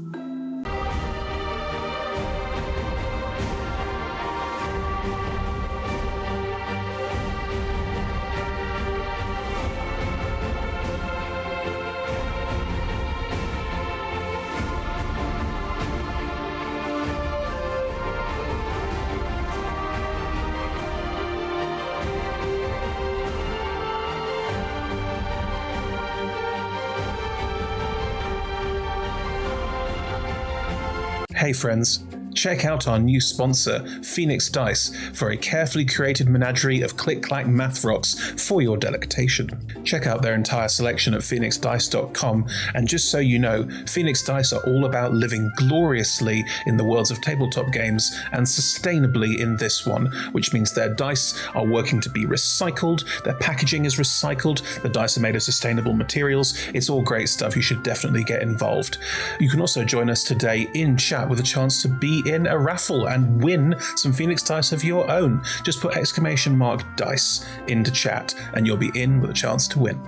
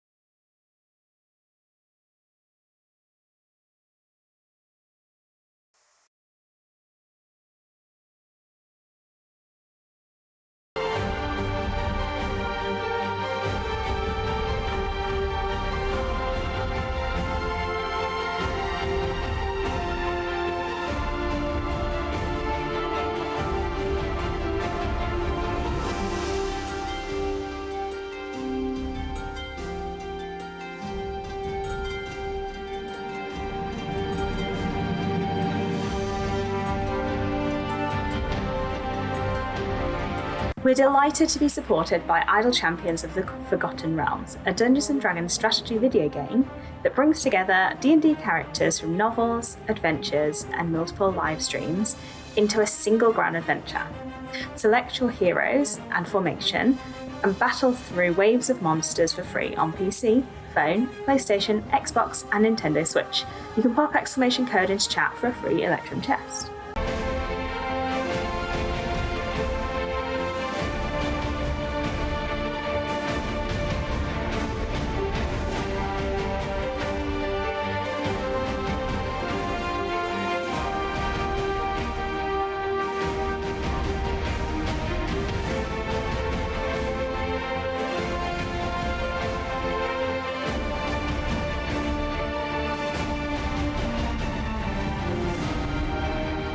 We're delighted to be supported by Neverwinter.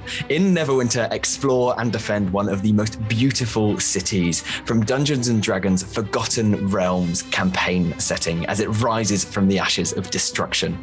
Epic stories, action combat, and classic role-playing await those heroes courageous enough to enter the fantastic world of Neverwinter. Neverwinter is completely free to play, so set yourself up an account today and pop !NWGift into chat for a link to a free gift.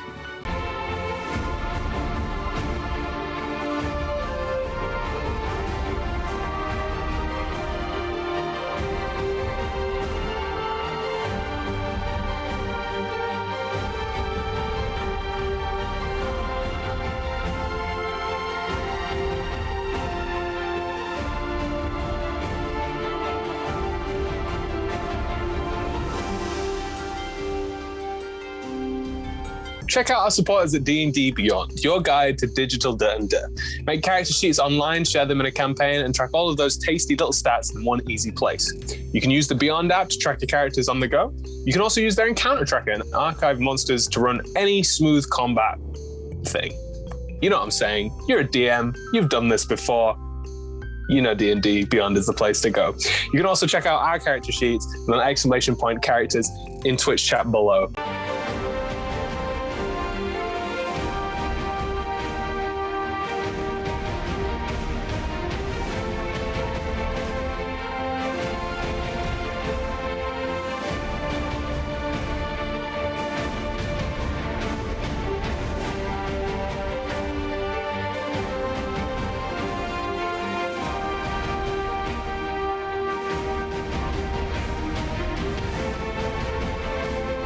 Check out our wonderful supporters Elderwood Academy, who make beautiful bespoke gaming-themed gear, including hex chest dice boxes, spellbook deck boxes disguised as bespoke ancient arcane tomes, and scroll and codex dice tower and rolling tray pairings. Make your own with their online designer at elderwoodacademy.com.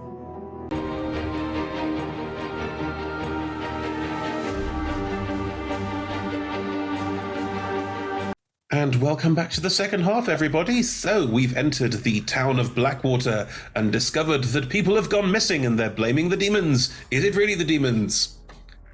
Maybe. Let's hope so. That'll make things a lot easier. But yes, we have met the Tolstoffs, who run Tolstoff Keep, which is the big castle around Blackwater. And we have some of the party have gone off to look for a weird undead ping that went off on Prosperous's radar, and in doing so have found an old tree ant called Old Branch Fingers. So horrible. It's so horrible. Oh, it gets so much worse. Oh, good. All right.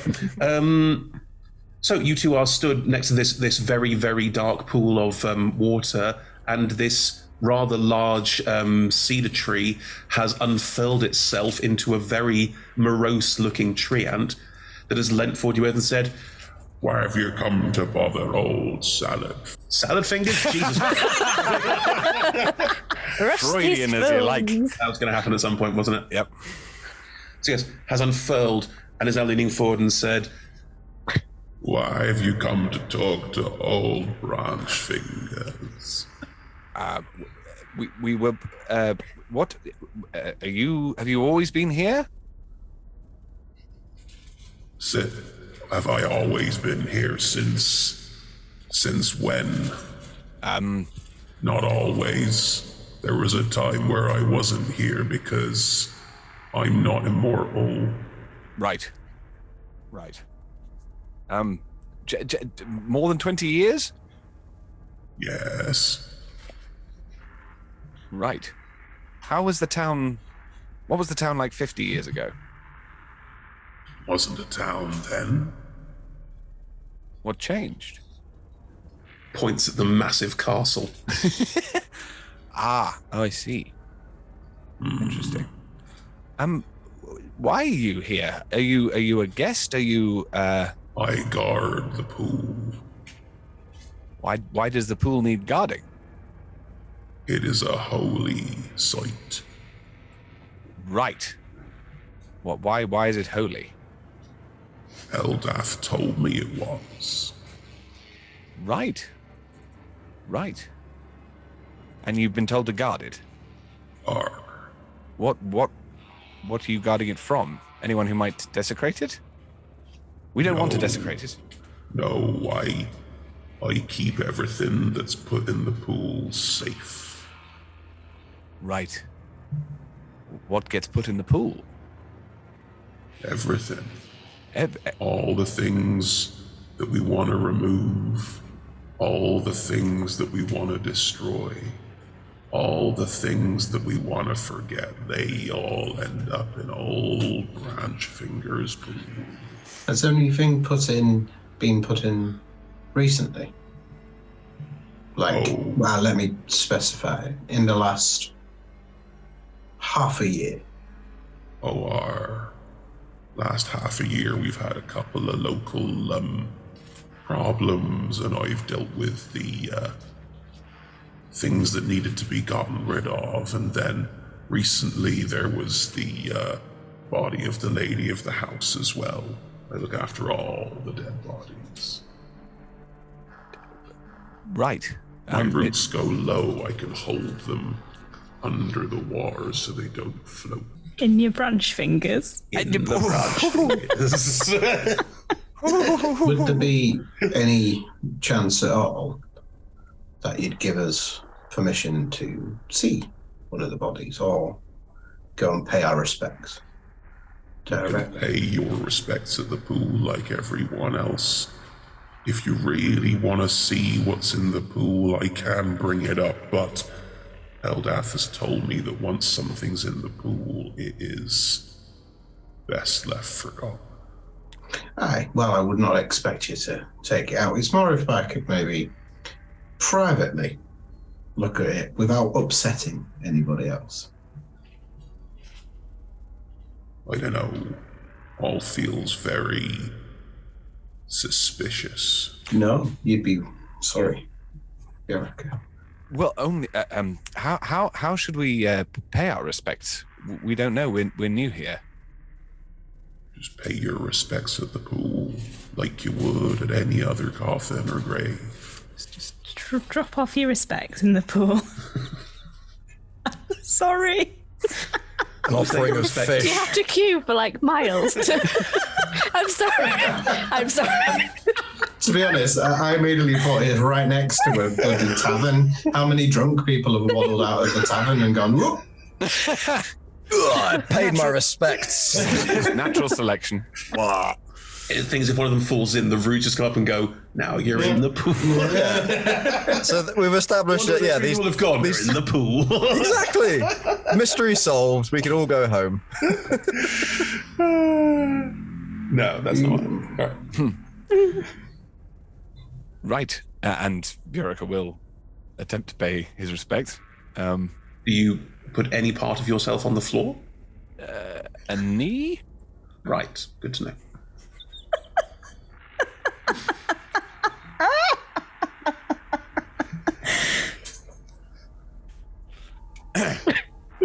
Respect paid, I think. Now, the mud on your knee where you were kneeling is black and oily, and looking at it, it looks awful. Like you've soaked up years' worth of dead body into your knee. Glad you put your knee on the floor. Yeah, you should really put your knee down. I mean, technically, you might still be water walking it. It's just hovering on the edge of hovering on the edge of knee mud. No, it's there now. Can I sort of like, how close is the Trian? Like, is it in? It's in the center of the pool. Oh, so could I almost like back up slightly and do like the side eye to Bjork to say something about the tree hearing? You can certainly try. Call him by his name, Foray. Branch Fingers. Old Branch Fingers, please. Branch Fingers was his father's name. Put your fingers in all your branch fingers in your ears. If you just do that for a second. I'm just thinking of the Simpsons movie with the when he's going on the trip out and he gets with the soothsayer. Yeah. And the soothsayer's like messing with the branches. Someone's just going to clip that out of context and make a gif of it, Mike. Yep. I really want to see those fingers. It would be... Oh, I'm actually totally mattering. Completely forget about that. I don't know any about that story yet, so I wouldn't know any of this. I just had a big realization then. Are you all right, Ferrari? Sorry, just piecing things together. Sometimes I just short circuit as I'm sort of like putting pieces of information together. Right. Respects. I don't think there's a right lot else we can do here. No, it's good to know they've got this this place here. If we ever want anything to disappear, very nice to have met you, Branch Fingers. We will Old Branch Fingers. Old Branch Fingers. Sure, we'll meet again. Is there a young Branch Fingers? Is there a young Branch Fingers? No.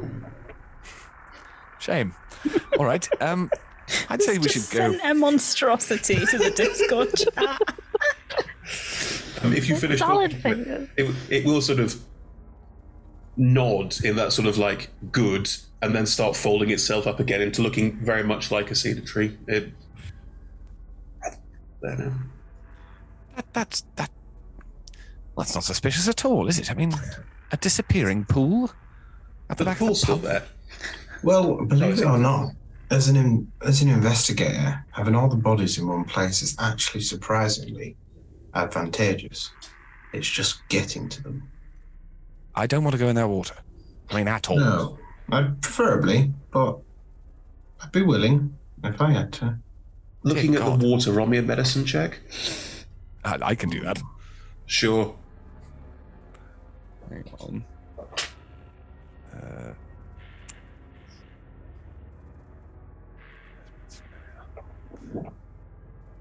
This unusually... 19? It is a sort of dark brown, black colour. And you don't know a lot about corpse decay. Ooh. But you could quite fairly assume that whatever's been placed in here, either as some kind of religious offering or as a funereal rite, is mostly in the water now. It's thick. No.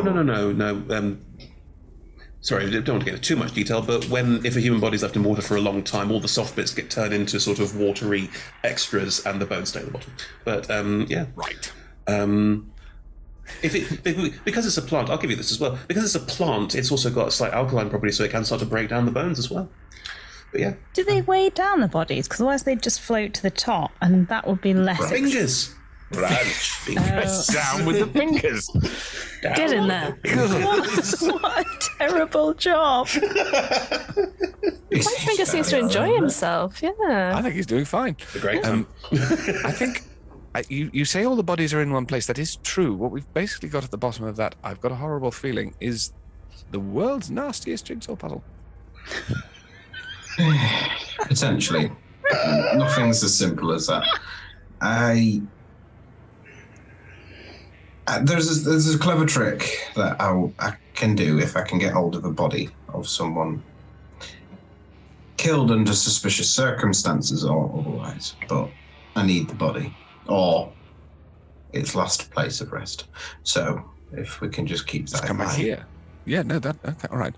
Just as a thought. No, if that's this good, is where that's all the good. bodies end up, potentially might be useful. But the tree could be a problem. But hang on, is that an undead ent? I don't believe so. So what was the undead thing? Could I make like an history about bodies being kept in the same area for long periods of time, whether that can have a lasting effect on an area, or Is it like radiation from a just that much death in one place can sign up as? What you're talking about is I supposed can't to be remember. unhallowed, and this space is not unhallowed. It is, no, there was an undead ping from this direction. He could be holding an undead person in his branch fingers. That's a life. Wow. So we don't. So if we don't think that the tree is the. So we haven't actually. We found out what this place is. We just haven't found out what it is that's undead here.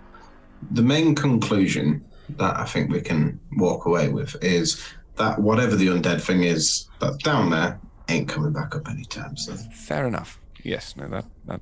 That's nice. That's good. I think let's rejoin the others because this place is It might be very Yes. useful, but I don't like it. I can't imagine they've got anything more surprising than the information we've ascertained from it. Yes.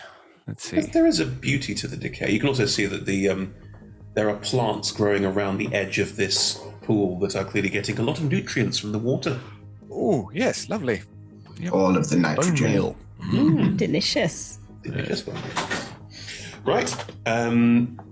Where are the three of you going? If you've left the, are you going to rejoin in front of the inn, or are you? Yeah. Well, presumably to go find Foray and. Okay, then you can find it. It's not a big town. Like if you walk, you'll go, oh, there they are. And you're, it's still very misty, but it's not large enough for you to really lose each other. In this. Flori's just pointing at Vriorka's knee, like, you might want to clean that up. I don't want to touch it, to be brutally honest. I need it has some stained. kind of. It has stained and like, yeah, in a like, forever. This is not going to come out kind of way. Exactly. I need water. Ooh, Huxley can do something with that, can't he? Okay, let's find them. Huxley, You can easily find each other again. It's not just the paths literally. Chris, has the octopus been returned? No. In which case, can we take the octopus with us? Why? Okay. Roll me an animal handling check. Me or Huxley? It's up to you. Just picking it up. I'm happy to. It's your octopus, though, Huxley.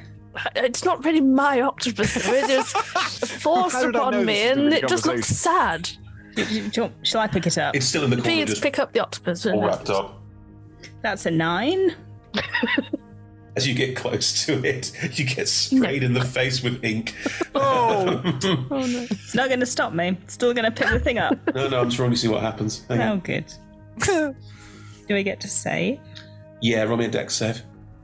No, my worst. Sorry, that's what octopus is. 15. Just don't wrap around. It doesn't blind you. Oh, good. That's nice. It just sprays ink on you, and you're like, That's nice. I'll pick it up. Roll me an That athletics reminds me of a party in Baldur's Gate that one time. 22. It's sort of. But you have it. It's okay, octopus. We shall return you to the water. It doesn't understand. Not to salad fingers, no. No, not to tree fingers, not branch fingers. It's Tolstoy and salad fingers. I'm sorry. There's no.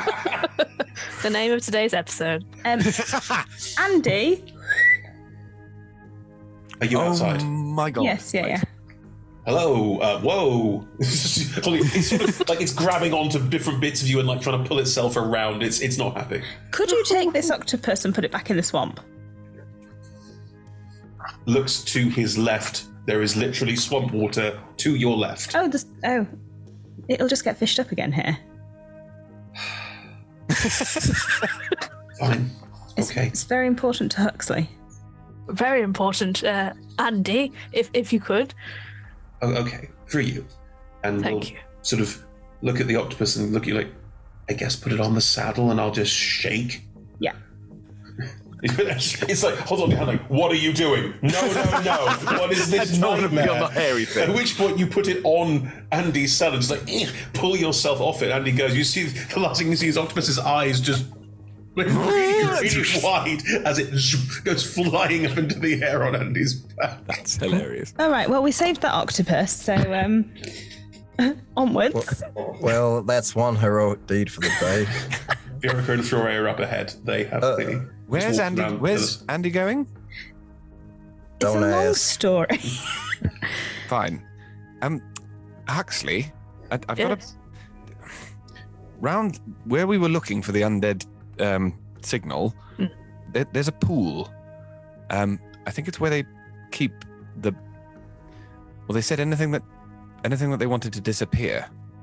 Yes, we found out about the lady of the house. She was taken to the pool.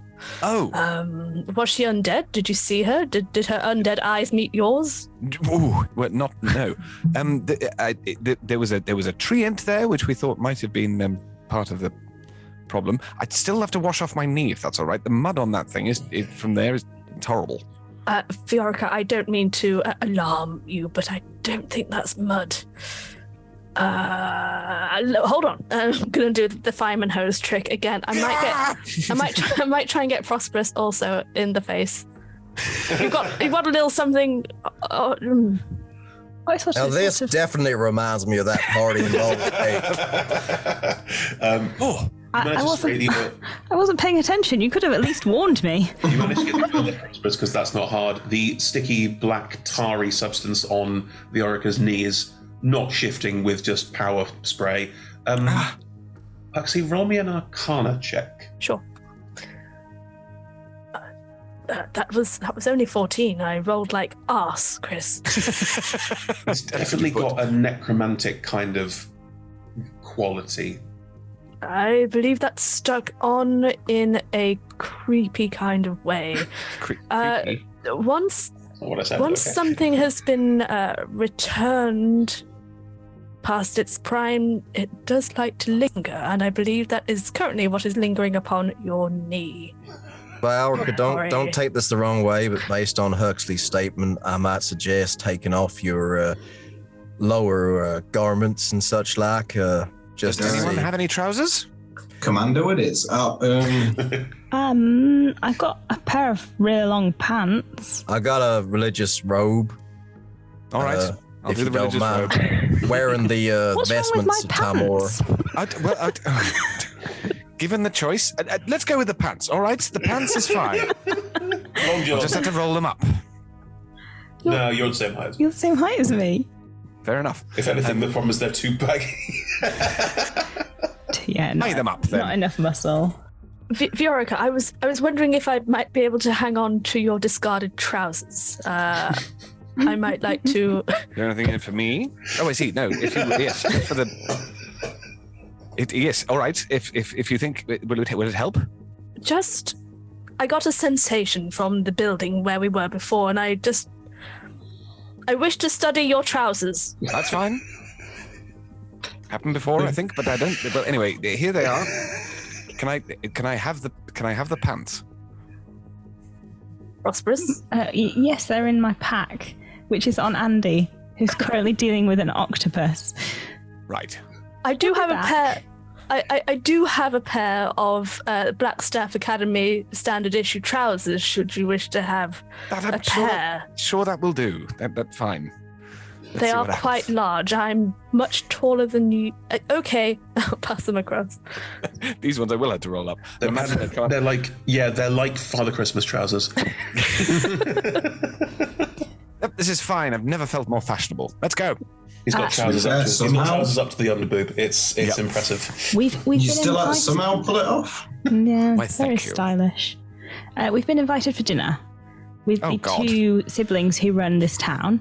We had a nice long chat with them. They told us that their mum had died about 7 days ago, mauled to death by a demon.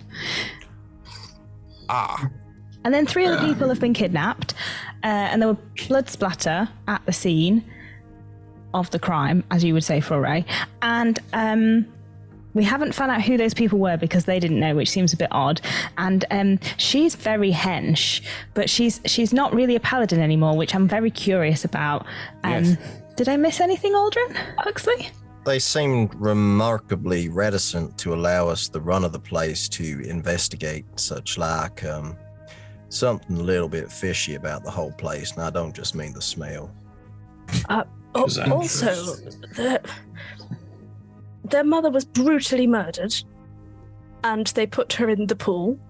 And then several people have disappeared in correlation with their. I'll start from the beginning. Their grandfather, Edwin Tolstov, Or maybe it was Edgar. They weren't entirely clear. Edgar was the unremarkable gentleman that we were talking to. Right. Edwin was the grandfather, and he was very involved in necromancy, which raised some alarm bells because of the ping by the pool. I rather suspect that whatever remains of his deeds are within that pool. I am concerned that perhaps maybe witnesses or families of witnesses to his deeds may have now gone missing. I don't know why the mother was murdered. But it all seems connected. We're going to need that body. They seem the shrine. Sorry. They seem very keen to pin it on the fiends, which is understandable. They are in the area, but they're not here. Right. So how are people going? Nobody's seen fiends, right, Hux? I don't believe so. No. No, and no fiends pinged. Interesting. Just the undead. So we were asked here, and yet once we got here, everyone's hiding things. How did we get asked here, Foray? Elvis received a letter from someone called Wilhand. Wilhand. Wilhand. They're really obsessed with like hands and fingers here. And let's not forget the strange metallic sound that invited us to hasten our ingress in this general direction. We should have asked the tree about that. The volume of fish was suspicious. I don't want to say fishy, but there was a lot of different varieties of fish. And not a lot of people to buy said fish. It was just, there was a lot, like, didn't you think it was odd? Mm-hmm. They all go out in boats every day to fish, to bring back here for people to buy them, but there aren't any people buying them. Is it typical to fish in swamps? I don't know, I don't think you get many octopuses here. I mean, they got the swamp, they got the sea not so far away. I am curious as to whether we can observe this next sound that takes place. I understand it happens twice a day. Perhaps we can press people for a more exact timing on this sort of thing, but there's certainly some mysteries to uncover. They said it was out to sea, wasn't it? And there was that other building in the sea, so maybe we could go to the other building in the sea and see if it was that I've said sea too many times. One thing that bothers me as well is the people who've gone missing. No one seems to be that concerned. There aren't any posters anywhere. If I'm right in what you've told us about the pool, they like to forget. Yes, much more so than anything else. What that necessarily means is unknown. We have gaps in information as well. I'm quite intrigued to find out if Wilhand is one of the names of the members gone missing, presumed dead. I'm also interested to fill those pieces.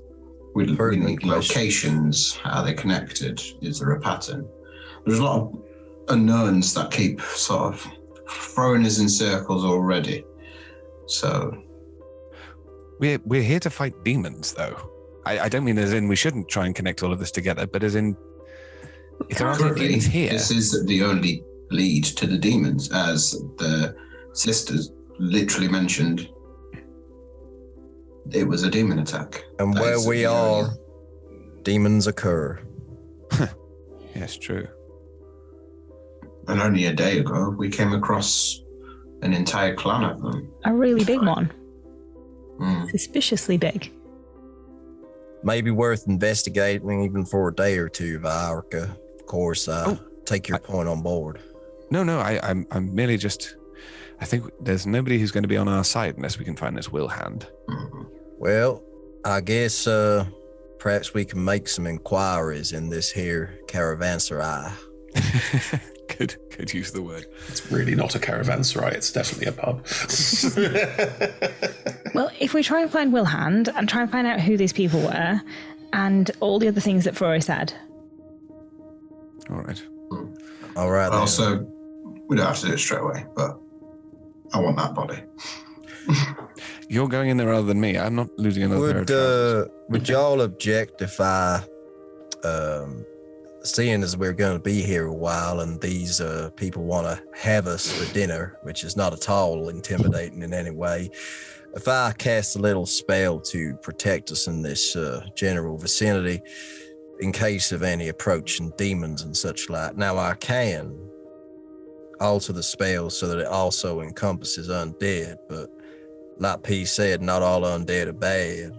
I don't think they're going to be attacking us here either. I think there's too many people who have probably control over them. I don't like the idea of messing with a clue. just yet. Just demons then? Y'all okay with that? Just demons, I think, yes. All right then. Go and cast a spell, but I'm a priest, and clearly I say my armor's keyword, and it changes into resplendent robes of Timora.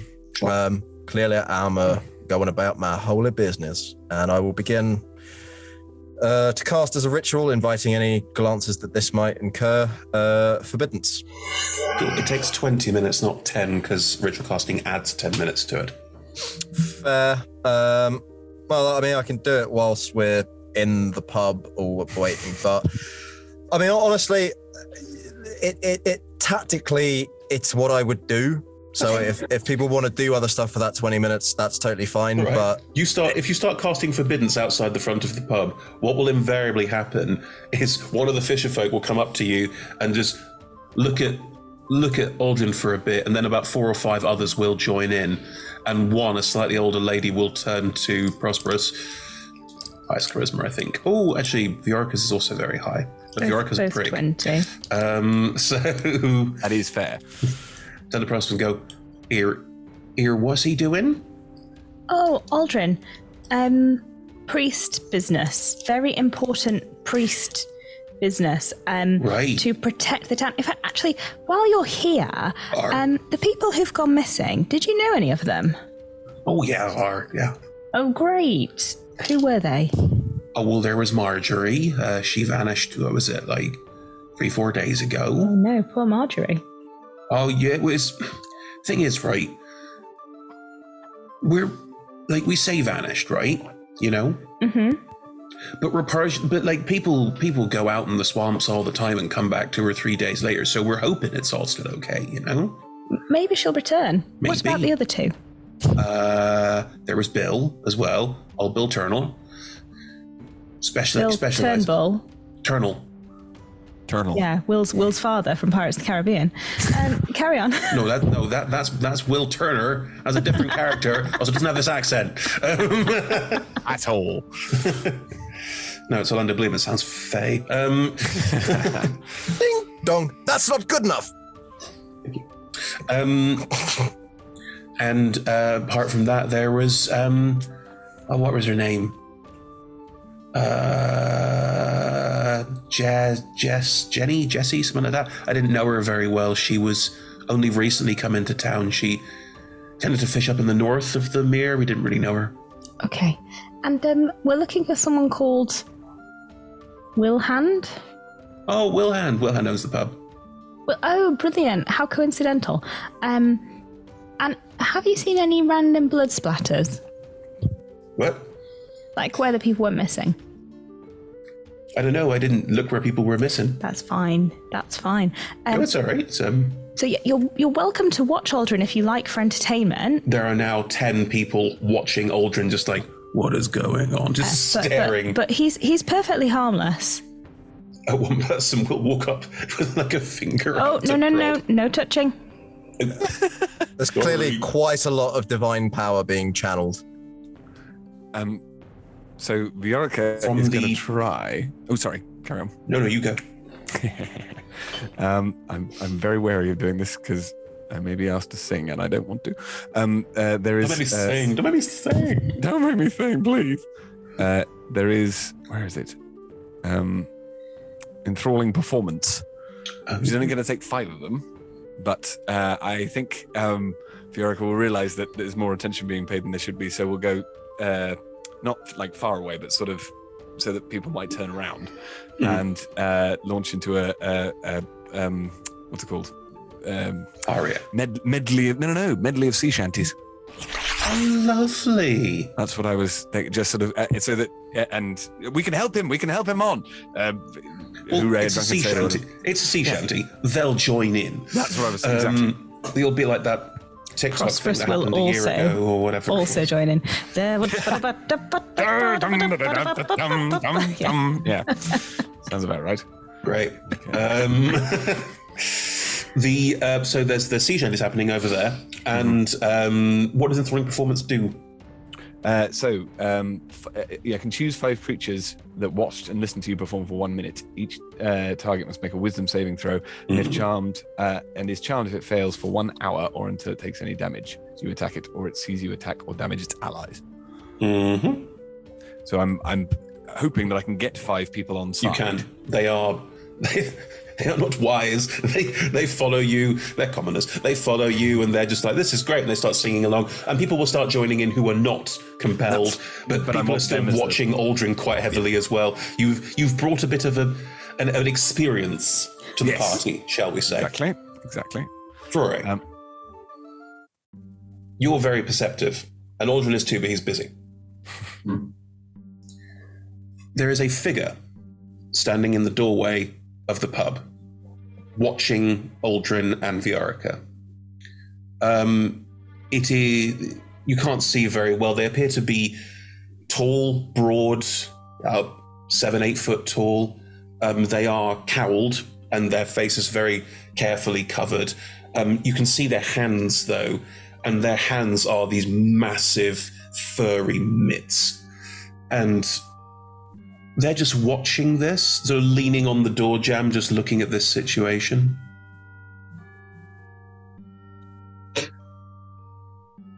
Rory's going to sort of just like wander around, attempt to practice what he was telling Viorica about, which is about not being seen, but just making it look like you're one of the commoners. Sure. I'm happy to make a roll or just sort of naturally do it. If you want to not be seen by this figure who is looking out, then roll me a stealth check. Yeah. But it's not about like hiding, it's more about just being there. Unsuspicious. 23. Grand. I will need to roll.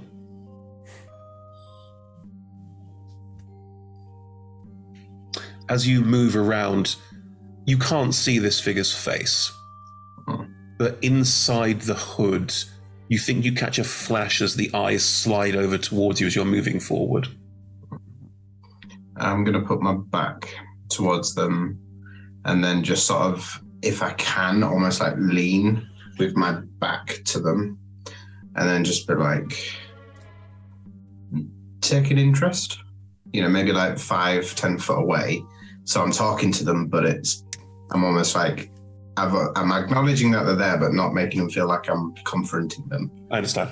Nice. What do you say? I can't even remember what I just said. Taking interest, I think. Taking interest. I keep watching Aldrin and Viorica the whole time. The response is...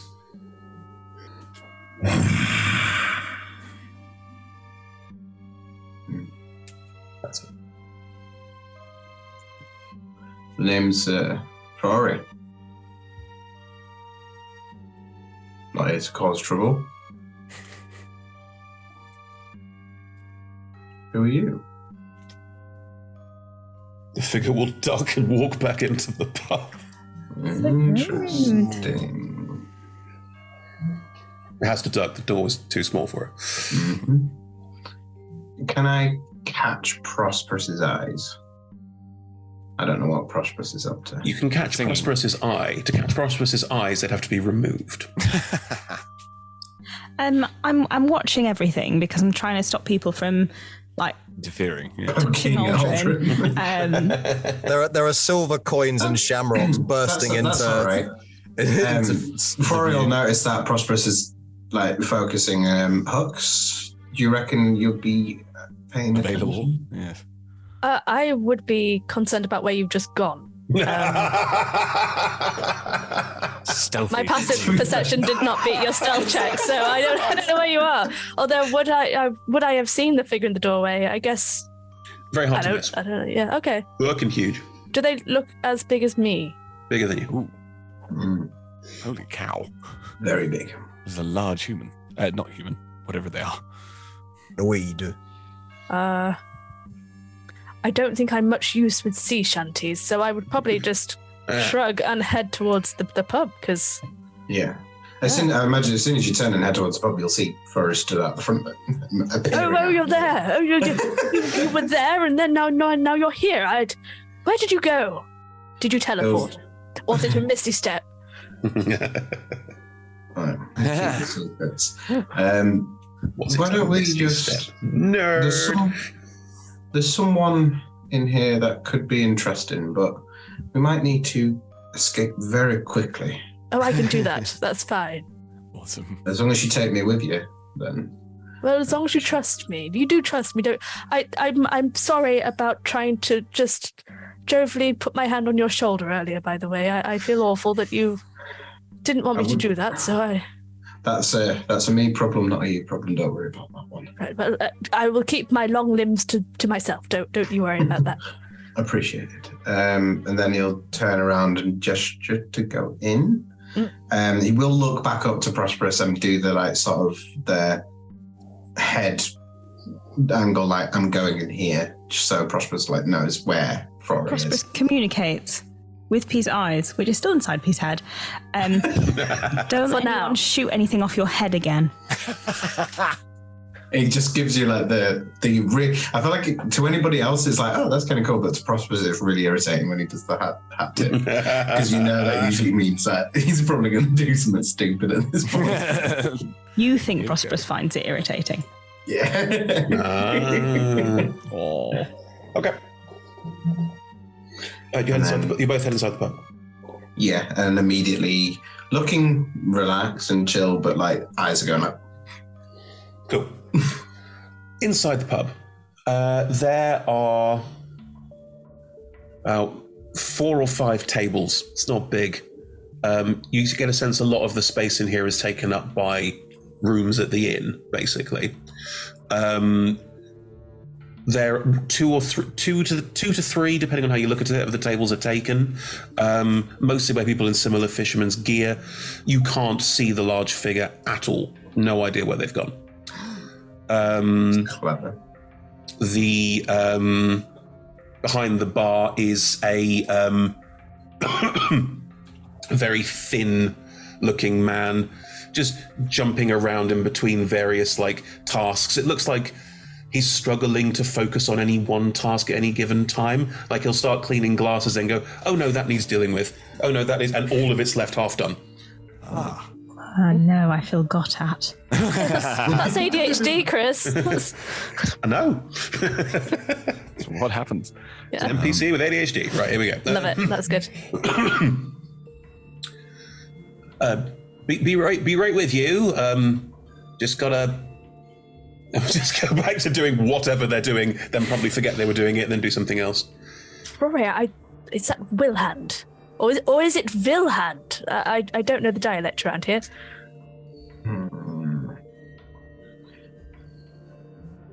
He's sort of he's listening and looking. But I'd assume you might be correct. We can go and have a chat, but just keep an eye out. I need to roll a thing. Hang on. For what? What are we keeping an eye out for? What's your fucking massive thing? Do you want to actively roll your perception? Oh, yes, please, on this one. If I like. To. And you can have advantage from Huxley if Huxley so desires, or Huxley can roll by himself. Looks like Huxley's rolled. So I thought you were both rolling, that's why I rolled. Sorry. It's alright, it doesn't matter. Well, I rolled a 6, so you feel free to roll, Mike. Fascinated by the back of your own hand. Oh dear. The dream team's in the pub. The dream team is in the pub. Did Yes. you roll a 1?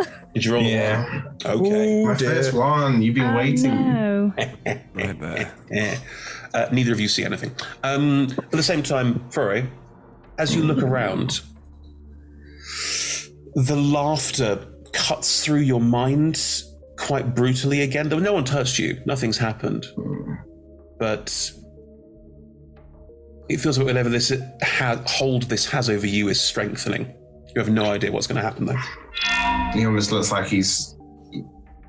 You know that when you stand up too quickly and you get that sort of dizzy spell? Yeah. Yeah, he looks like that. Like his hands go out like he's sort of steadying himself, and he kind of takes a couple of steps and then sort of resets.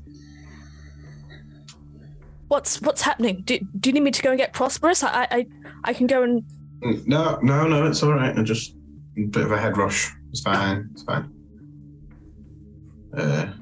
You didn't even stand. I think it was just the drastic, like, you know, from being out there and then into the inn. You know. But you walked in, we spoke, and now you're feeling this foray. I'm concerned about you. Yeah. Why aren't you concerned about you? Yeah, well, how would you feel about if we just unpack this later? Understanding. Frustrated. But it is your choice. Well, appreciate us both being honest with each other. Even though I lied and you caught me in the lie. But that's irrelevant at this point. Indeed. Should we go and talk to Wilhand? That sounds like a great idea.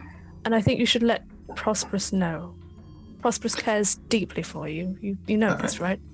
Aye, and Prosperous is more than in the loop. I wouldn't worry too much. Nice. Just as far as that's kind of, well, yes and no, because as far as Frory is concerned, Prosperous isn't in much of the loop as he is prepared. Anyone to be in here.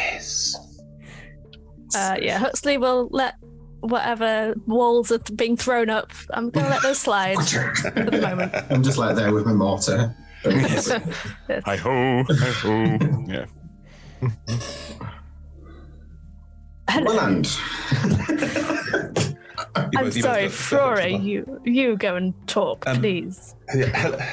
It's Willand. Hello. Welcome to the Eel Buck. Lovely to meet you all. Who are you? Hello. My name's Huxley Bricklesnout. Hello. Are you looking for rooms or food? Potentially both. But, right. But Wilhand, I believe you asked the shepherds for some help. Oh, right. You're shepherds. Correct, yes. There are more of us outside. They're currently singing a sea shanty. Right, okay. More outside. Good. Well, rooms and food would be nice, but Great. We've got loads of rooms. No one coming through at the moment. No. We want to know what specifically you need from us. Oh, right. I see. Okay, right. Sorry. Okay. Let's get you some rooms, and then we'll sort out some drinks and some food, and then we can have a conversation. That sound good? That sounds good to me. Right. Thank you, Wilhand. How many rooms do you need? Just one? How many beds are in a room? We can do one bed or two beds. Right. How many rooms do you have? 13 available right now. Oh, right. 5, I believe. Froray, does that sound correct to you? That seems reasonable. Like as long as they are connected, each one. Oh, we got connecting rooms. Around. We don't want to be spread out around the tavern if that's fine. Yeah, all of those connect up fine even with the one that's taken. No problem. Right, so there's 5 of you. That's good news. Okay, I'll go get the keys, and if you want to have a seat, please. Gestures at the tables, kind of vaguely. And once everyone's inside, what would you like to drink? Food? Do you want some food? Food to drink? I would love some food to drink. A smoothie, perhaps. I believe that's in the pool outside, but for me... That's a bad smoothie. Pretty. I would very much like one of your finest ales. Oh, we got plenty of different... That's all right. We've got some locals. We've got some Neverwinter ale. We've got some Waterdeep ale. Do you have any halfling cheese? My friend Aldrin would be ecstatic if you had any. Halfling cheese? I can take a look. I don't think so, but I'll see what we've got. That's not a problem. That's going to be messy. Right. Looks up for food, drink. Any idea what your friends would like? Just let's start with ale and see where we end up. All right, 5 ales. I'll do the local. Local's great. I'll make sure you all have one of them. Can I check if this general skittish nature is just part of who they are, or if they are being particularly dodgy? Because as soon as we've asked for information, they've immediately switched and sent us making passive mentions of this room, things like that. Like that's Rory sort of just staying quiet and like is processing each thing. So just like me an insight check. Nice. So we'll go on the D20, and then let's whack the D4 on top, shall we? For 26. They are generally skittish. They're kind of disappointed when you two said you were shepherds. Rude. I know. They are.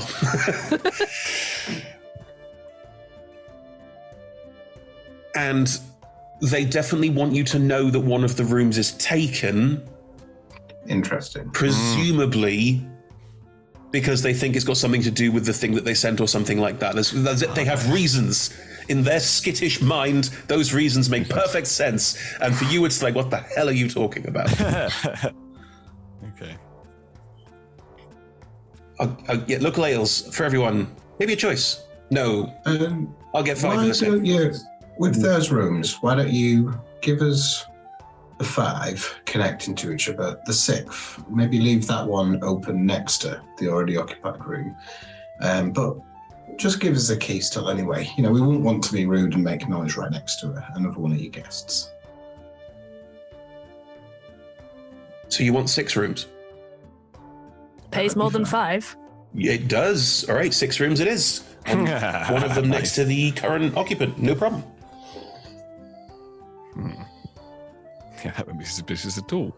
In the meantime, outside, I think it's fair to say that the spell has been cast now.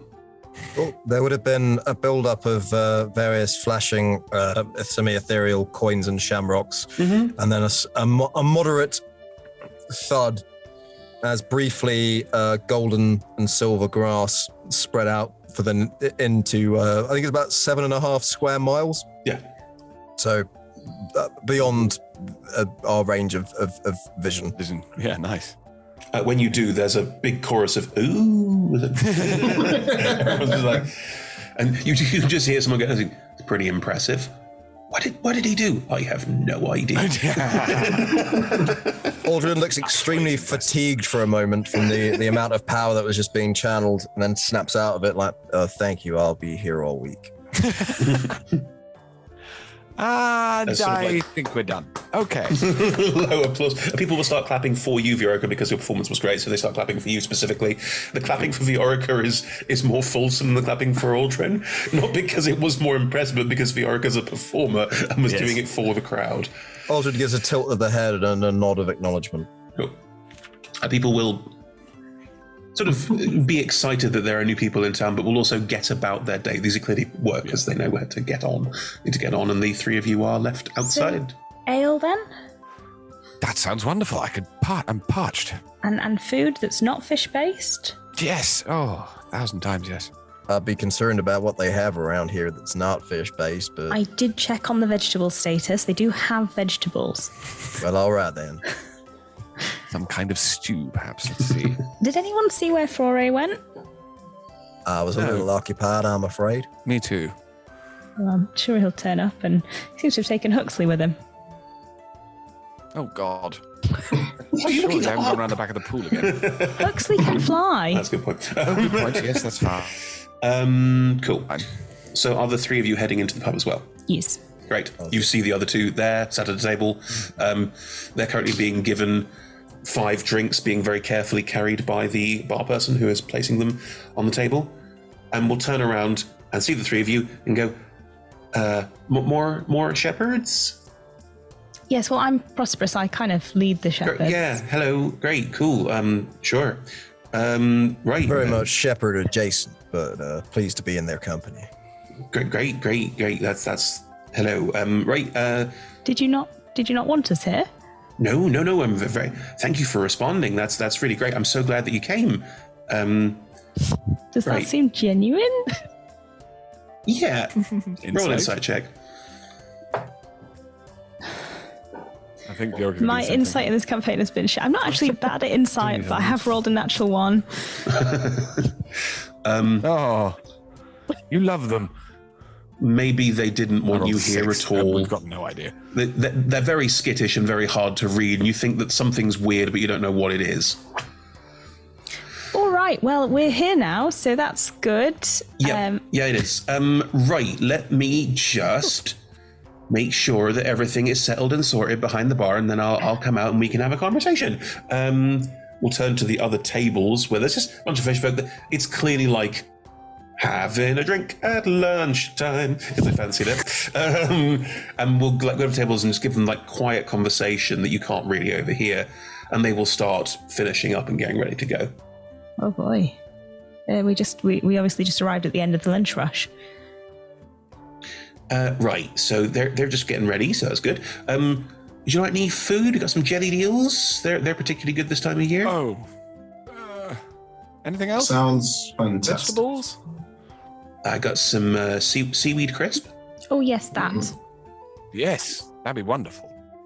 Right, I'll get some of those bar snacks, and then go off and start this jar of jellied eels. Have anyone eaten jellied eels? It's just me. Oh, I haven't. Yeah, they're really yummy. Really? Oh yeah. Once you get past the texture, they're fantastic. The texture is the biggest problem. Roll mop is the other thing that I've had, and pickled herring. Yeah. That's my gaff. That's great. What is wrong with you? Anyway, all right. Sweetbreads. Anyway, They're just like mackerel out of a can. Can we not? Oh. Yes, this is. Oh, sorry.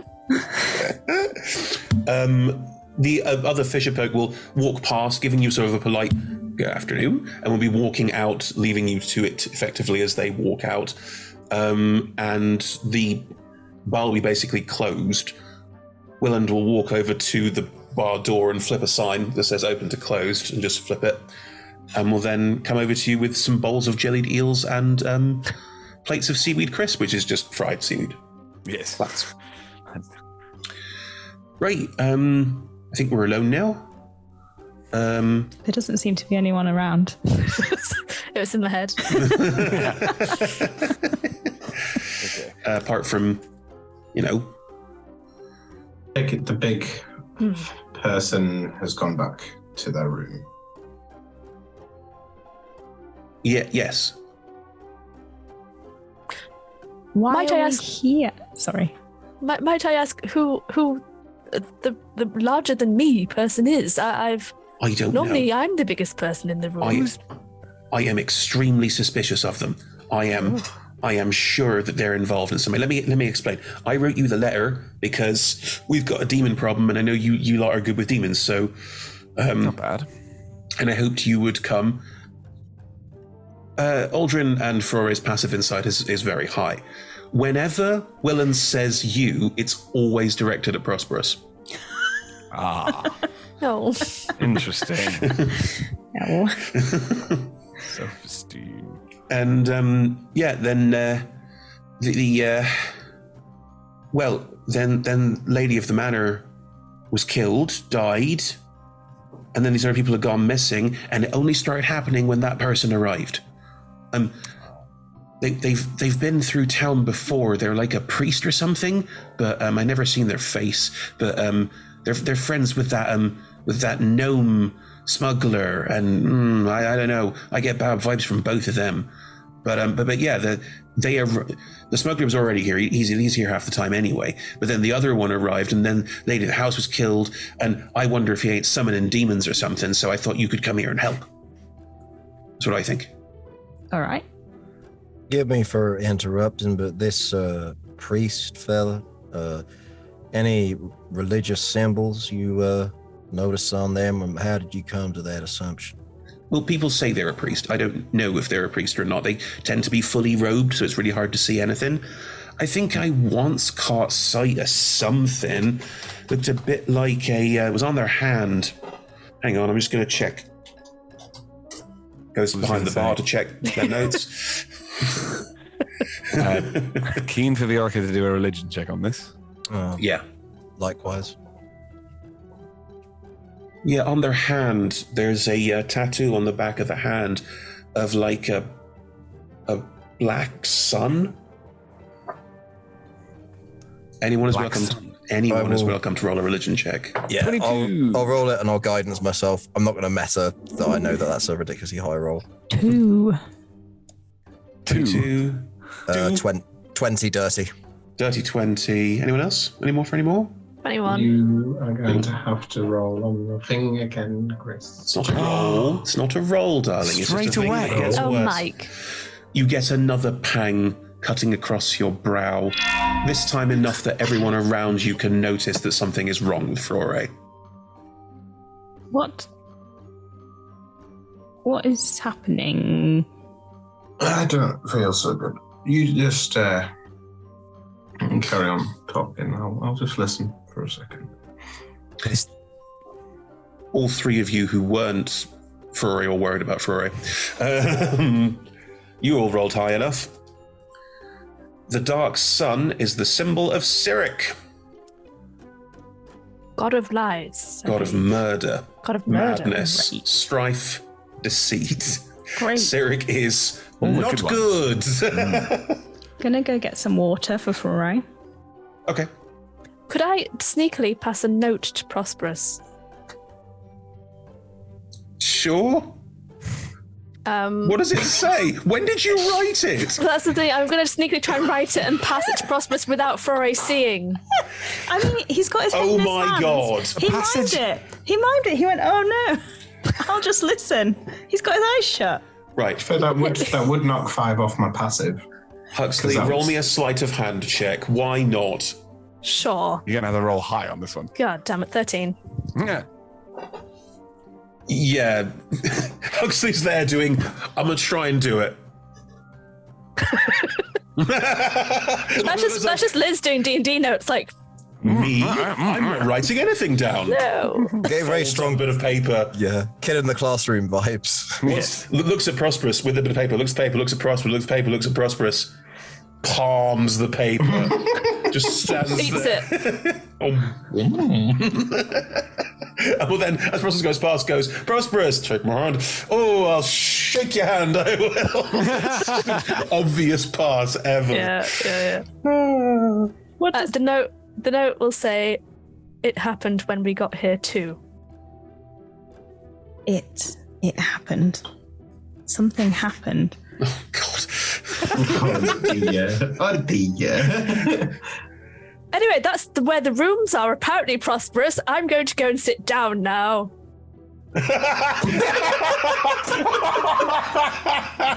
Well, to break up this not at all awkward moment, and very sorry for interrupting you, friend, but is anyone else aware of the particular importance of that symbology on this cleric person? Yes. Yes, I am. Right. Everybody just be a little bit on guard, okay? Yes. All That is not a right. good god. If it I've had helps some you, experience with them. yeah, Cyric's church works openly in other parts of the world it is like not a big deal, but in it's more like ambition, self-reliance, that sort of thing. But Cyric's a nasty. Aldrin briefly wonders where the Church of Cyric has landed on the religious war that he started. I don't know, really, is it? Here you go, Flore. Drink this. It tastes like tears. It doesn't. It's the water. It's. I keep remembering and then forgetting again something that I want Viorica to ask Flore to talk about, and I now. What was it? What happened when you got here, Flore? We saw said rather large person watching. I attempted to make some subtle conversation, and well, they snuffed off back upstairs. He came in and went upstairs right before you walked in. Very suspicious, like quite classic indicators of being uncomfortable, wary, and suspicious.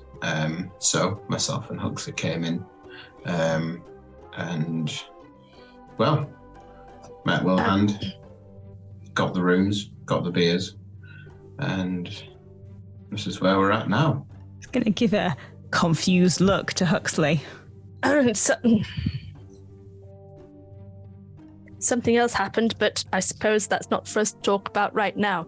So, Rory doesn't get very irritated often. Ooh. But this is the first time he's just not the place yet. So it's a wonder. People can poke fun at him all day long, and I'm sure at some point or other you all have or made a joke, very light-hearted, very unbothered. But this is the first time he's ever just been a bit more cold, just no, not right now. There's a time and place for everything, but just leaning in, speaking very softly. We'll get to that. Right now, we have what we can assume is, and I'm presuming that our contact has said or done nothing that seems suspicious other than just being who they are. Apart from being who they are, not suspicious at all. We have what would seem to be a cleric of Cyric in the building. Not one to jump to paranoid conclusions, but perhaps we ought to ascertain Sorry. It's an option. But at the very least, render them in a position where they cannot do us harm. Exactly. And can elucidate on some answers to support our friend here. That would seem to be the immediate priority to me. I agree. I don't like that thing. Would you like me to keep the pub closed so you can deal with it now, or would you want to keep an eye? What's the plan? Well, the pub being closed is probably quite suspicious. So you should probably open the pub again, and we'll just nip upstairs. Okay, I can do that. That's fine. We're a bang, don't come up. You're right. That's general pub rules for it. If you hear banging, don't come up. Now, so y'all know, my plan in here is to cast a spell of silence when we come across this individual. So, y'all got anything you want to do that involves volume or talking and such like, now would be the time to do it, unless, of course, you object to that course of action. But the clerics and such like, and take it from me, I know it can be quite a powerful inhibitor not being able to cast your spells. Makes absolutely no difference to me. Well, all right then. Let's do that. Just a quick. Sorry. The ringing rifle is supposed to be with my voice. Would I be able to fire it in silence? Yeah. Sweet. Let's do that. You can always stand outside the silence and do it Shoot from into there. I'll be doing that. I was just thinking banging and crashing and stuff. If the pub is now going to be open, is probably best avoided. Yes, true. But I will cast Bond of Peace on all of us. Oh, nice. An emboldening one. That's the one I mean, yeah. You know what I mean. You can do. It's fine. You will have an emboldening bond. You feel emboldened and bonded. Good, right. We'll go. Right, and go over to the door and just flip the sign again.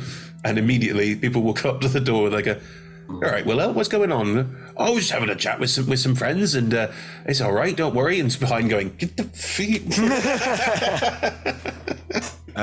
So do we need to? I think we should try and stealth up it. Well, oh, last little thing before I'll just sort of lean into Will Hand and go, you haven't got the a spare key, do you? What, for our friend's room? Yeah, of course I do. Aye, we wouldn't be able to borrow it just for a small amount of time. Oh, of course. It's a good idea. Goes and gets it and gives you the spare key to the room. Hooray, you ruined all my fun.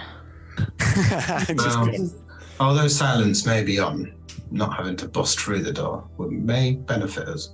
Yeah. But if you need to bust through, we know where to go. If there's busting through to be done, I would suggest the wall rather than the door, because the door is likely to be warded. Knowing these Cyric lot, probably quite a bad thing. Mm-hmm. Just throwing this one out there. Stampy, I can see through its eyes. Now, the person within the room would also possibly see Stampy. But if we don't want to go in and send Stampy instead, just to see what the situation is, we could do that. And then once we get whatever the reaction is, Prosperous can bust through the wall, whether or not it... Wait, no, we're just going to use the key. I still like the busting through the wall idea, but all right. What's the plan once we bust in? That's all I need to know.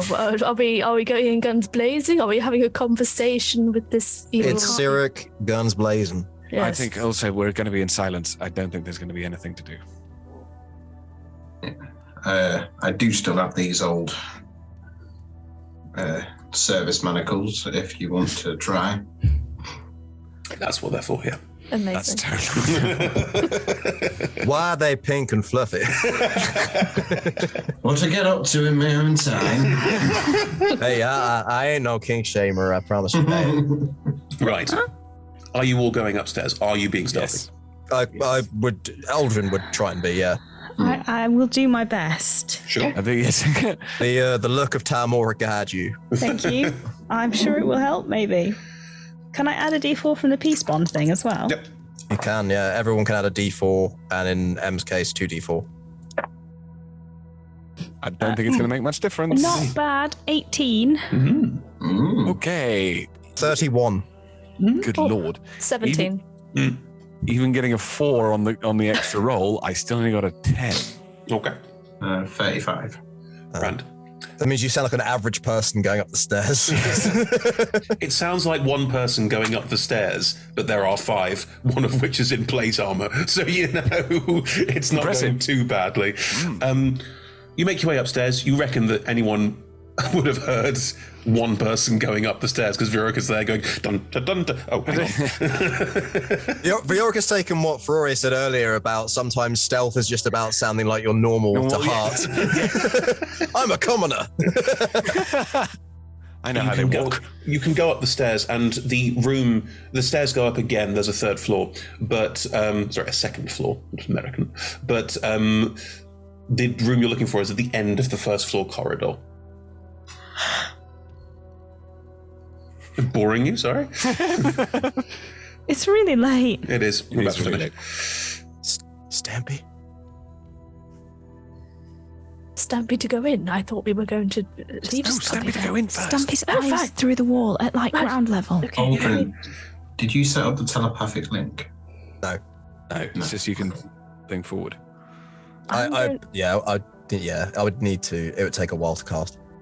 Okay, So what I'm going to do is ask Stampy to lower himself so that only the googly eyes show on top of the floorboards.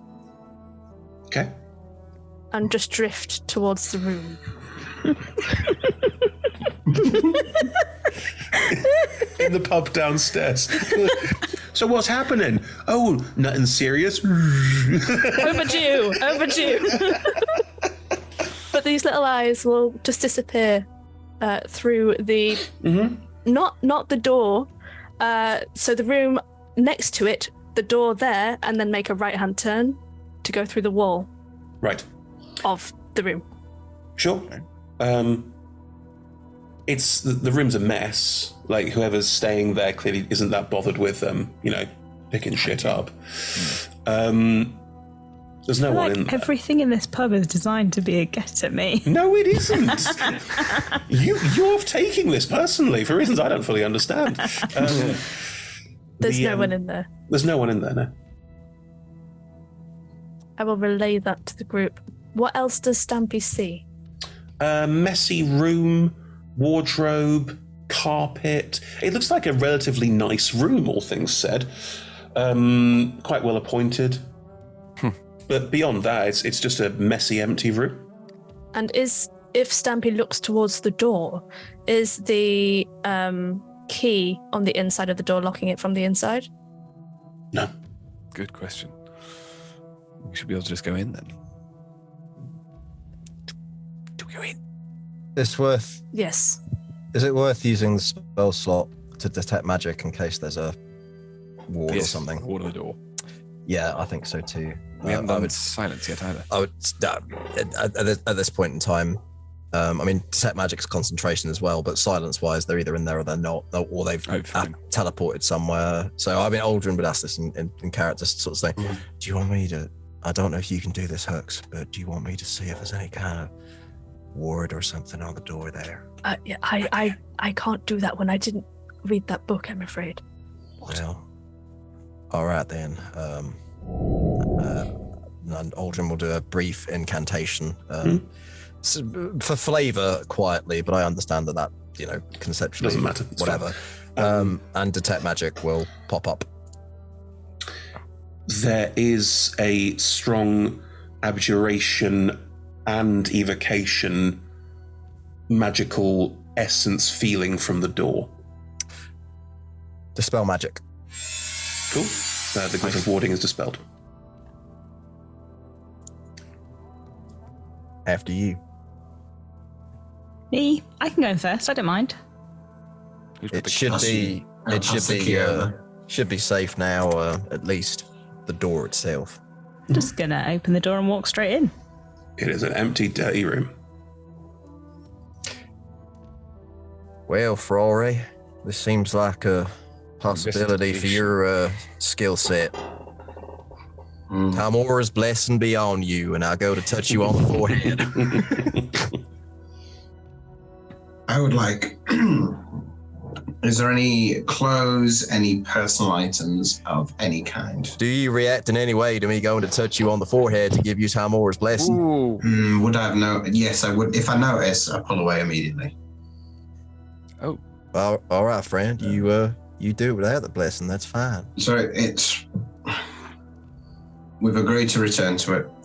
We'll talk about it. All right, then. The length of time you have on the return is getting shorter every time something like this happens. Stampy's just going to come up and Stampy's going to come up overdue. Overdue. Not the moment. Right. Let me concentrate. I'll look for any personal item, something that looks like it's been touched, the most recent, like a quill or something to write on, clothing that's been thrown onto a bed, anything that looks like it's been very recently interacted with. David, how long does detect magic last? 10 minutes. Cool. You get another strong... Just in this room, just so... Because we haven't talked about inside the room yet. The bed, it looks like on the bedding underneath, so on the sheet, also has abjuration and evocation magic on it. Hold up. Hold up.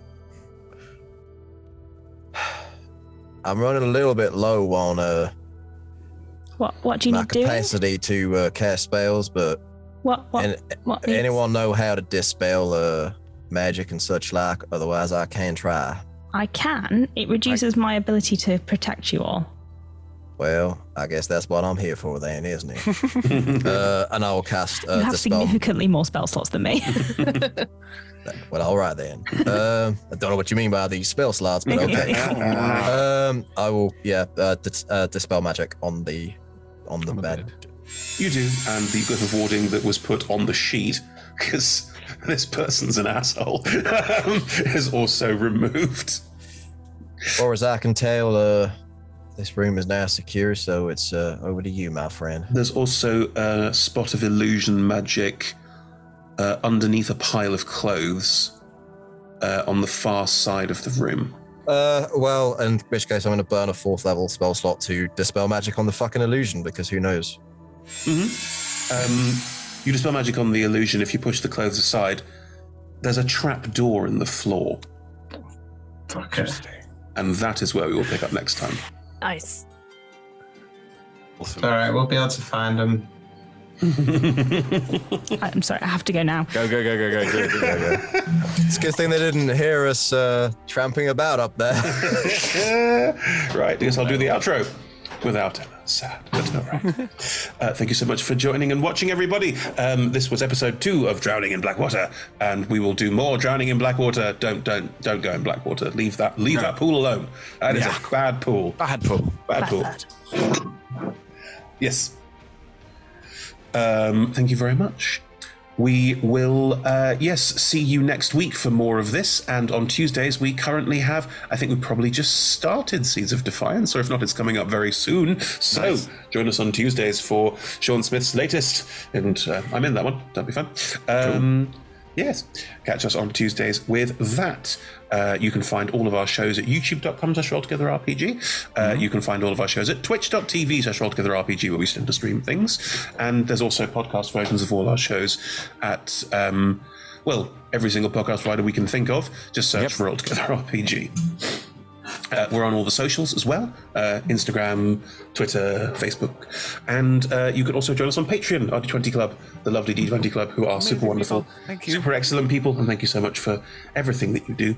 And yes, we will see you on the Discord. You can join us on Discord even if you're not a patron. Just, again, there'll be a link. And there's a wiki as well. There's so much stuff you can join in on. Just join in on all of that. Right. That's it from us. Thank you so much, everyone. See you next week. Bye-bye. Bye.